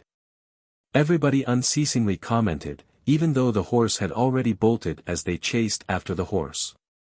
However, these comments were like sharp thorns that stabbed at Lu Qingfeng's heart, making it hurt sorely time after time. No way, he must not go down like this. Didn't he still have a few pieces of source stones that he had bought? Those had all been snatched away from under that loathsome girl's nose. They were unlikely to be lacking. I certainly will cut out a high-quality crystal stone from them. Yes, cut, I must cut. Lu Qingfeng waved his hand and commandingly instructed, take out the 7 pieces of source stones I bought before, this lord wants to continue cutting stones. He still wanted to cut some more. The surrounding people all started to whisper, but Lu Qingfeng ignored it all. Now, he must cut out a cyan-colored crystal stone, otherwise, how could he explain this to his family? He had spent money as if it was running water. Today, in one day, he had spent about 150,000 gold coins. The first piece of source stone, with one cut straight down, nothing. The second piece of source stone, with one cut across, nothing. The third piece of source stone, with one vertical cut, nothing. The fourth piece of source stone, the seventh piece of source stone, was almost chopped into dust by Lu Qingfeng, but it was still as empty as before. It didn't contain even a tiny bit of crystal stone. At this moment, Lu Qingfeng was about to go insane. 150,000 gold coins, an entire 150,000 gold coins. He had spent all of it and got nothing, but instead had watched it float away like water. A tiny piece of crystal stone, he couldn't obtain even a tiny bit of a red-colored crystal stone. At this moment, Lu Qingfeng's eyes were burning with rage. He nearly lost all rational thought. This was impossible. That loathsome girl, at that time, has clearly picked these after a long time. She even had a secretly delighted expression. And just at this time, Su Luo, accompanied by old Chen, was slowly strolling towards there.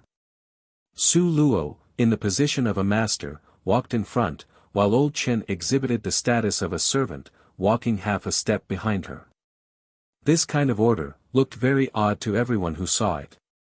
People who could come here, who didn't know old Chen. Who didn't know that back then, he was the famous and brilliant king of crystal stones. Him being someone's servant, how could this be possible? Therefore, simply no one could guess the master and servant relationship between Su Luo and old Chen. Lu Qingfeng didn't crazily rush towards them. Now, his pair of red, bloodshot eyes had already gradually settled down. However, when he looked at Su Luo's back, that cold and shady expression was full of sinister light.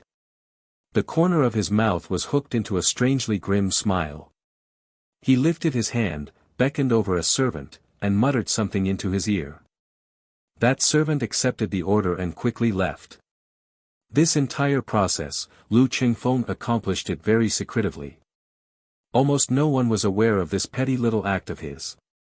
Su Luo gave Su Xiaoyuan 10 gold coins, and smilingly said, "Take it, buy some good stuff for your mother and sister.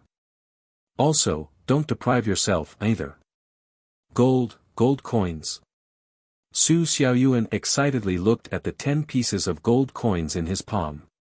His mouth was opened wide in disbelief. "Miss, didn't we originally agree on 10 copper coins? Your conduct and deeds today were worth this price. Accept it and don't let others steal it. At that time, your little body won't be able to take it back." Su Luo smilingly said. But, I didn't do anything today." Su Xiaoyuan very dismayingly said. "Today, besides taking the miss to Uncle Chen's place, he didn't do anything else. He received so many gold coins for no reason. He was ashamed to accept it."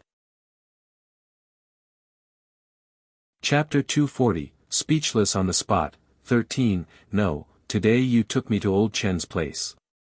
This matter alone was worth the price. Su Luo smilingly said. With regards to Su Luo, this was merely 10 gold coins. Having met old Chen, the king of crystal stones, this matter was of even greater benefit to herself. If it were not for Su Xiaoyuan leading the way, she herself wouldn't have come to the door of old Chen's residence.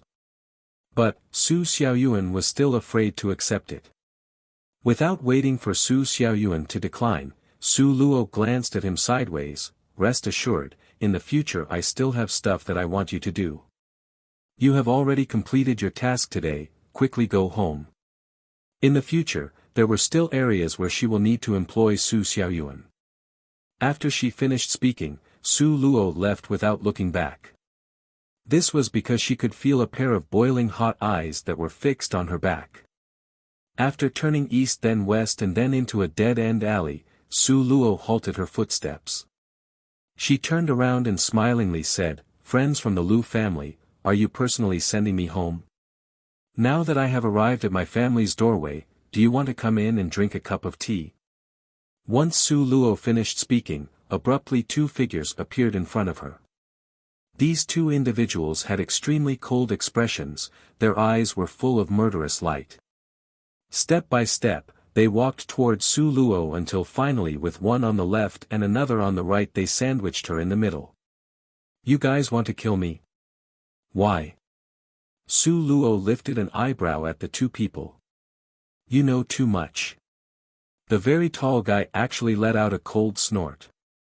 Voluntarily hand over the cyan-colored crystal stone and we'll leave you a whole corpse, otherwise, the shorter guy now let out a cold hump sound. These two's appearance were very nondescript. Placed in a crowd, they would blend in, making it extremely difficult to find them. However, their strength was not low. They were actually at the third rank. Su Luo was only at the peak of the second rank. If both were to attack her at the same time, then she absolutely wasn't their match. The only way was to kill off one of them first, then make other plans. In a short time, Su Luo had thought up of a good plan. She faintly smiled at the shorter guy. Want the cyan-colored crystal stone? What's so difficult about it? Catch! Before she finished speaking, a small piece of crystal stone streaked through the air, shooting towards a distant place. This toss contained all of Su Luo's strength, therefore that piece of crystal stone flew very, very far. Su Luo had thrown it in the direction where the shorter guy was, so the shorter guy rapidly ran backwards trying to catch that piece of crystal stone. How could the taller guy just sit around and watch? His silhouette was like a phantom as he also threw himself into chasing after the crystal stone. However, he had overlooked at the corner of a certain person's mouth had lifted into a weird smile. Just when the taller guy's figure passed by Su Luo's side, suddenly a hand imprint appeared out of the blue right in front of him. This large, stable, and steady dimensional imprint smashed toward the taller guy's head.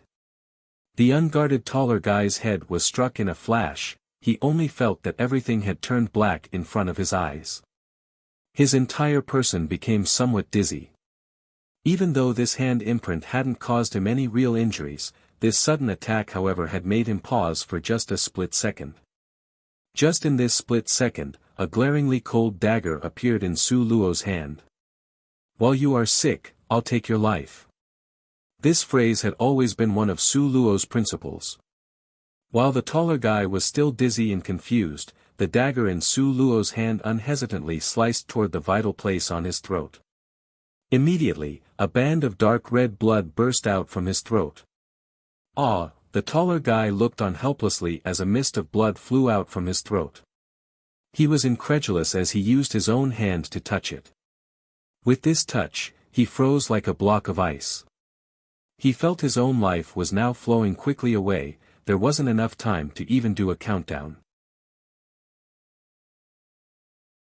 Chapter 241, Speechless on the Spot, 14, His throat was cut, so he couldn't sound out half a word.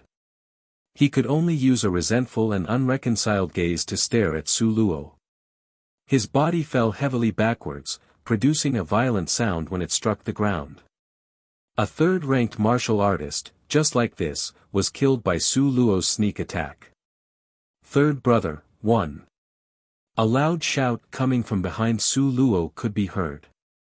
In a flash, that short guy rushed over, looking on with disbelief at his third brother who was on the ground, with blood gushing out of his throat. Loathsome girl, you dare to deceive me. And to also kill third brother. Go die. The short guy was extremely irate. His hands moved in a complicated fighting style, hacking towards Su Luo. It was combative, and each move was meant to take a life. Just now, the crystal stone Su Luo had tossed far away was simply not a cyan-colored one, but merely a red-colored crystal stone. However, it had successfully diverted the short guy away. Black fog shrouded the sky, covering Su Luo underneath it, letting out rumbling sounds. Just at this time, Su Luo made her move. A large, gold-colored palm slapped towards the short guy's head. Just relying on this poor hand imprint technique, and you dare to come out, really disgraceful. The short guy didn't really think that Su Luo's great dimensional imprint was worthy in his eyes. His body only moved slightly and he was able to avoid it. However, who would have thought that this was merely Su Luo's fake maneuver? Just at this time, a black shadow suddenly leaped towards the black-clothed man. He fiercely bit into the guy's leg. Ah! The short guy let out a tragic cry. Because the little divine dragon was really too ruthless. Just that one bite of his had broken the short guy's leg in half. He was only left with one leg standing on the ground, resisting the sharp pain. The long sword in his hand harshly sliced at Su Luo. Today, even if he was to die here, he must first avenge third brother. Third brother absolutely must not just die in vain like this. However, what made the short guy almost pass out was that he never anticipated that the speed of the puppy that bit him would be this fast. He wasn't aware when that little body had landed on the longsword he sent out. Just when the longsword was about to land on the opponent's body, the longsword had already disappeared. How could the longsword just suddenly disappear? The short guy's eyes were wide open in disbelief. He was totally and completely unable to imagine this. What did he just see? He actually saw a puppy laying on the sword and swallowing the longsword in a split second. Just when the short guy was at a loss, Su Luo's great dimensional imprint once again smashed down from above. Bang! The unprepared short guy's head was split open, blood violently bursting out. Now, the short guy seemed to have recovered his thoughts. Even though he had difficulty moving about freely, however, his movements were still nimble. He took out a murderous-looking dagger from his boot and thrusted it towards Su Luo. Just at this time, the little divine dragon that was standing on Su Luo's shoulder puffed out a mouthful of dragon's breath. Good. Su Luo let out an enthusiastic shout. Once a dragon's breath went over, would there be anything left of this short guy? Didn't you see the butterfly that was turned into ashes by a puff of the little divine dragon's breath? However, in the next second, Su Luo's smile froze on her mouth. What? What was the little divine dragon doing? How was it that this time, what he sprayed out wasn't fire, but was water? Having his head sprayed with water, the short guy stared at the little puppy as if looking at a ghost. He really did not understand just what kind of creature it was. What other mystical thing was on this creature's body? Could it be that the little puppy was also a water element practitioner? Was this still a dog? It simply had become a mythical spirit. At this moment, Su Luo almost lifted her face up to shout at the sky, "Please! Puffing out water is useless. You must use fire, fire." 1, literally translated as old 3, I translated here as third brother because that should be their relationship. So he should be the older brother, not necessarily blood related, could be just good friends or had the same teacher. Chapter 242, Fleeing from the City Center. 1. The little divine dragon's mouth turned into a somewhat chagrined pout. He hadn't expected it either. Obviously he wanted to puff out some fire, who knew he would spit out water instead. Even if he wanted to control it, he wasn't able to control it, a mythical beast. This is a mythical beast. Definitely a mythical beast. Suddenly, the short guy appeared as if he had discovered a huge secret and started to yell out loud in excitement. Abruptly, he came to his senses and glared at Su Luo with his cold and gloomy eyes. "Since it's this way, then I'll let you live an extra day." Because of the sudden appearance of an unaccounted-for mythical beast from out of nowhere, the short guy wasn't certain he could kill the opponent under these circumstances, and to also snatch away the mythical beast. The most dependable method was to bring this news back and let the leader deal with it. If the leader knew there was such a mythical beast, presumably he would be extremely happy. The short guy's heart was full of elation. The short guy had barely finished speaking before his body was like an arrow shot out of a bow, flying forward rapidly. Absolutely must not let him escape, otherwise, this will cause trouble to no end. A touch of uneasiness appeared in Su Luo's heart. The opponent knew about the little divine dragon's existence. If this news were to spread out, it would be very troublesome for her. Then in the future, she wouldn't have any peaceful days thinking up to here. A desire to commit murder appeared in Su Luo's eyes, which shot out a cold aura. Swoosh! Su Luo's speed reached her limit, the dagger in her hand held high as she threw it at the short guy's back. Trying to kill him with one hit. However, the disparity between their levels in cultivation became obvious at this time. The short guy seemed to have grown eyes behind his back, his body rapidly leaned to the left, easily avoiding this move. The dagger fell to the ground with a thump sound. The short guy's thoughts returned. He contemplatively and disdainfully said, "Want to kill your daddy? In the next life." Ha ha ha ha. Once he finished speaking, before he could turn around and continue running, all of a sudden, a frightening thunderbolt struck down from the empty and clear sky. Just by chance, it struck him on the head. In a split second, the short guy appeared to have been fixed in place. His body was rigid like a wooden stake. Originally, the short guy would have been fine. However, who told him to have been covered with water sprayed on his head by the little divine dragon? At this moment, his entire body was soaking wet, from top to bottom. Therefore, when the scorching lightning hit him, his whole person was electrocuted. He began to shake from head to toe. Moreover, black smoke puffed out continuously from his head. Good. This is great. Quickly continue to release more. Su Luo originally was worried. Seeing this, she immediately became excited.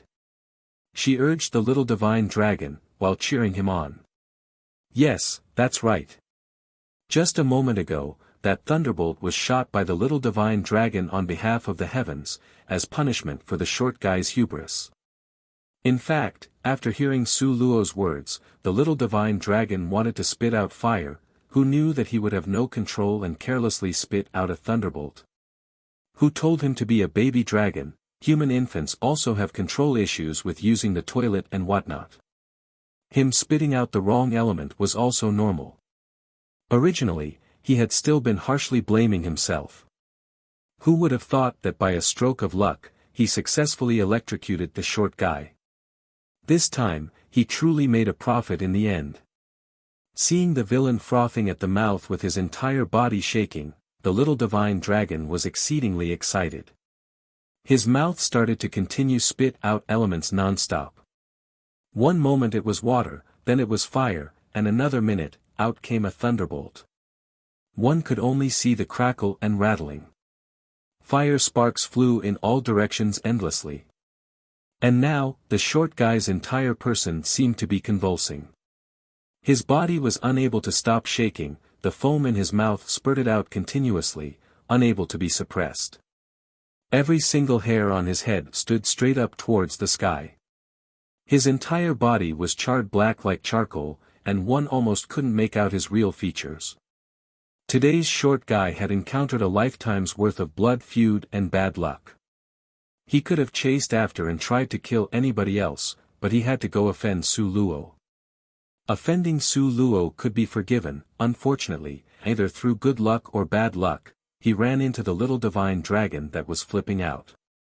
Therefore, he was doomed to a tragic ending. Chapter 243, Fleeing from the City Center. 2. At last, the short guy's entire body was charred black like a piece of charcoal. He stiffly fell straight to the ground. His entire body broke into fragments. Finally got rid of this short guy, too. The huge boulder pressing down on Su Luo's heart finally dropped to the ground.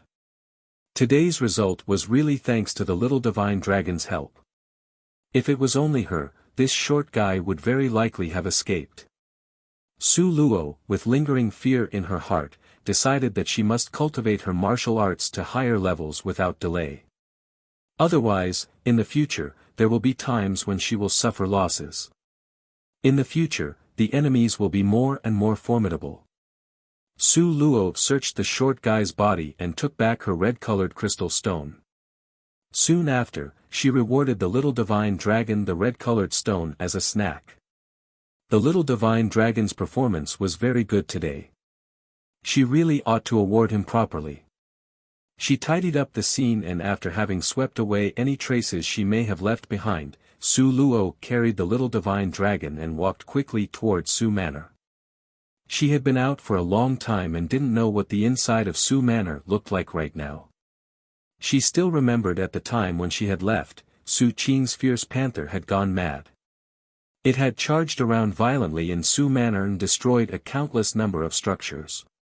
It had sent the entire Su Manor into turmoil. She didn't know if it was now under control or not. If the great show was still playing, then it would be very amusing. She wouldn't mind participating in it once again to kick it up a notch. While thinking this, Su Luo was humming a ditty as she took relaxed steps towards Su Manor. Just when she was about 100 meters away from Su Manor's entrance, Su Luo suddenly had a bad premonition. She started to slow down her footsteps. Stemming from her previous instincts as an assassin, Su Luo discovered that she was very unfortunately being followed by someone. She wasn't sure when the opponent started to follow her, but Su Luo was certain that the martial arts level of the person following behind far exceeded her own. Fortunately she hadn't taken a step into Su Manor. Otherwise, her own identity as Su Manor's fourth miss, the good-for-nothing, would have been exposed. The hands she used to hold the little divine dragon tightened slightly. Seeing the majestic and formidable stone lions guarding at Su Manor's gate, Su Luo's footstep did not stop. She didn't even turn her head as she continued to move forward. It was as if she didn't have any relationship with Su Manor. She couldn't reveal her identity as Su Manor's fourth miss, she could not let it be exposed right now. Moreover, Su Luo really wanted to know who was the person following her. Was this person part of the same group as the two guys who tried to kill her just now? Su Luo had been walking at an unhurried pace. The person behind her also followed at a distance that was not too close nor too far. It seemed like he wasn't going to get closer to rob her. Along the way, Su Luo attempted many times to shake off the opponent. She used the techniques for countering being followed from her previous life. However, regretfully the level of disparity was too large. She simply was unable to shake off the figure following her. What should she do now? She couldn't fight the opponent nor was she able to shake him off. Su Luo's lowered eyes flashed with a chilling cold expression. Ahead of her was East Street, part of the city center. People were coming and going on this street in an endless flowing stream. All kinds of calls for selling their bodies rose and fell in succession. This place was exceptionally noisy. East Street had the city's biggest guest house. When Su Luo saw this, crafty rays of light passed through her eyes. She held the little divine dragon and entered the guest house. With a composed expression, she called over the concierge and paid for a room. After entering the guest room, Su Luo locked the door. After putting the little divine dragon into her space, she quickly took out a set of men's clothing and changed into it. Simultaneously, she also stood in front of the mirror and started to use makeup to change her appearance. In a short time, the originally yellow waxy complexion of a young woman quickly changed into an average-looking young male. One could see he was wearing a light blue robe, with ordinary looks. Placed into a crowd, he would be drowned out. Even if you wanted to find him, it would be very difficult. Su Luo was very satisfied with the reflection in the mirror. She carefully examined herself one last time. After she couldn't find any faults, she started her plan. Chapter 244, Fleeing from the City Center. 3. Su Luo didn't go out from the front door, rather, she opened a window. She leaped from her window, to the opposite room about 6 meters away. Her skills were agile with nimble movements. Her actions were natural and unforced, flowing smoothly. A scholar lived in the room opposite of her. Now, he was rotating his head in a circular motion while reading a book of history out loud, completely unaware that a person had burst into his room. Su Luo softened her footsteps, noiselessly making a detour around the scholar. Afterwards, with a calm expression, she opened the door of the room and walked out. During this process, she was at ease, as if strolling through her own rear garden. The martial artist keeping a watch at Su Luo's door was completely unaware that Su Luo had already left. He was like before, with both hands holding a sword, keeping watch as still as a boulder. After about a quarter of an hour later, Lu Qingfeng led a crowd of people over in a grandiose fashion. With one foot, he kicked open the door of her room and discovered that the person had already disappeared. Lu Qingfeng was so furious that he almost stamped his feet. One hand slapped towards the guy who had followed Su Luo before. Moron. Didn't you say you followed her here? Where is the person? Where is she? In that loathsome girl's hands was a cyan-colored crystal stone. Moreover, today, he had been cheated repeatedly by her. He wasn't about to let this account go. He definitely wouldn't let her escape just like this. The person who was previously following Su Luo was called Lu San. He was the Lu family's high-ranking bodyguard. He looked at the empty room in disbelief, and at a loss, said, "Young master, before, that loathsome girl had really stayed in this room. I merely didn't expect that girl to be this cunning, to even slip away unnoticed. However, when did that loathsome girl slip away?" Slip away? Hee, she really believes that she could slip away. A cold smile appeared at the corner of Lu Qingfeng's mouth. With a wave of his hand, a servant immediately came forth, carrying a soft-furred fox dog. Lu Qingfeng took out a single strand of hair and let the fox dog sniff it. He also gave a single medicinal pill for the fox dog to swallow. Finally, he laughed evilly while patting its head. "Be obedient, quickly go find this person for this lord. After you find her, I will reward you well." That single strand of hair was one he had pulled from Su Luo's head when she wasn't paying attention. Because he didn't pluck it out from the root, so Su Luo simply didn't discover it. In fact, since the beginning, he hadn't thought to let Su Luo leave. The fox dog before everyone's eyes couldn't be bought for 1,000 gold. Its strength lay in its very sharp sense of smell. After eating the smell-enhancing pill, a fox dog's sense of smell would be increased by tenfold. And now, because Lu Qingfeng wanted to catch Su Luo, he had actually fed the spirit fox dog a smell-enhancing pill that was extremely hard to come by. It could clearly be seen how great his determination to catch Su Luo was. After the fox dog devoured that smell-enhancing pill in one mouthful, its very small body ran all over the place in the room, seeming as if it was constantly looking for something. Suddenly, one could only see its small body launch towards the window facing this room. It really did find Su Luo's escape route. Give chase. Lu Qingfeng's mouth hooked into an evil smile. He waved his hand and everyone immediately followed behind him. This grandiose crowd chased after the fox dog. On the street, having thrown off the person following her, Su Luo hadn't returned to Su Manor in a rush. Her right now just so happened to be leisurely strolling in the street, enjoying the city center of this world. All of a sudden, she sensed danger approaching. Moreover, it was getting closer and closer. She turned her head and looked back. She immediately thought, not good. With just one glance, she saw Lu Qingfeng bringing a group of strong, menacing people and rushing towards her. Also, running in front of everyone was a small fox dog. Originally, Su Luo was very calm, because now she did not look the same as before. Even if she stood in front of Lu Qingfeng, he might not be able to recognize her. You're tuning into the Han Li's Wuxia Adventures YouTube channel. We're so grateful for your support, and don't forget to subscribe to join us on this incredible journey through captivating stories. Your generosity through donations truly makes a world of difference, as it's the primary source of revenue that allows me to expand and enhance this channel for you. Thank you from the bottom of my heart for being a part of this adventure.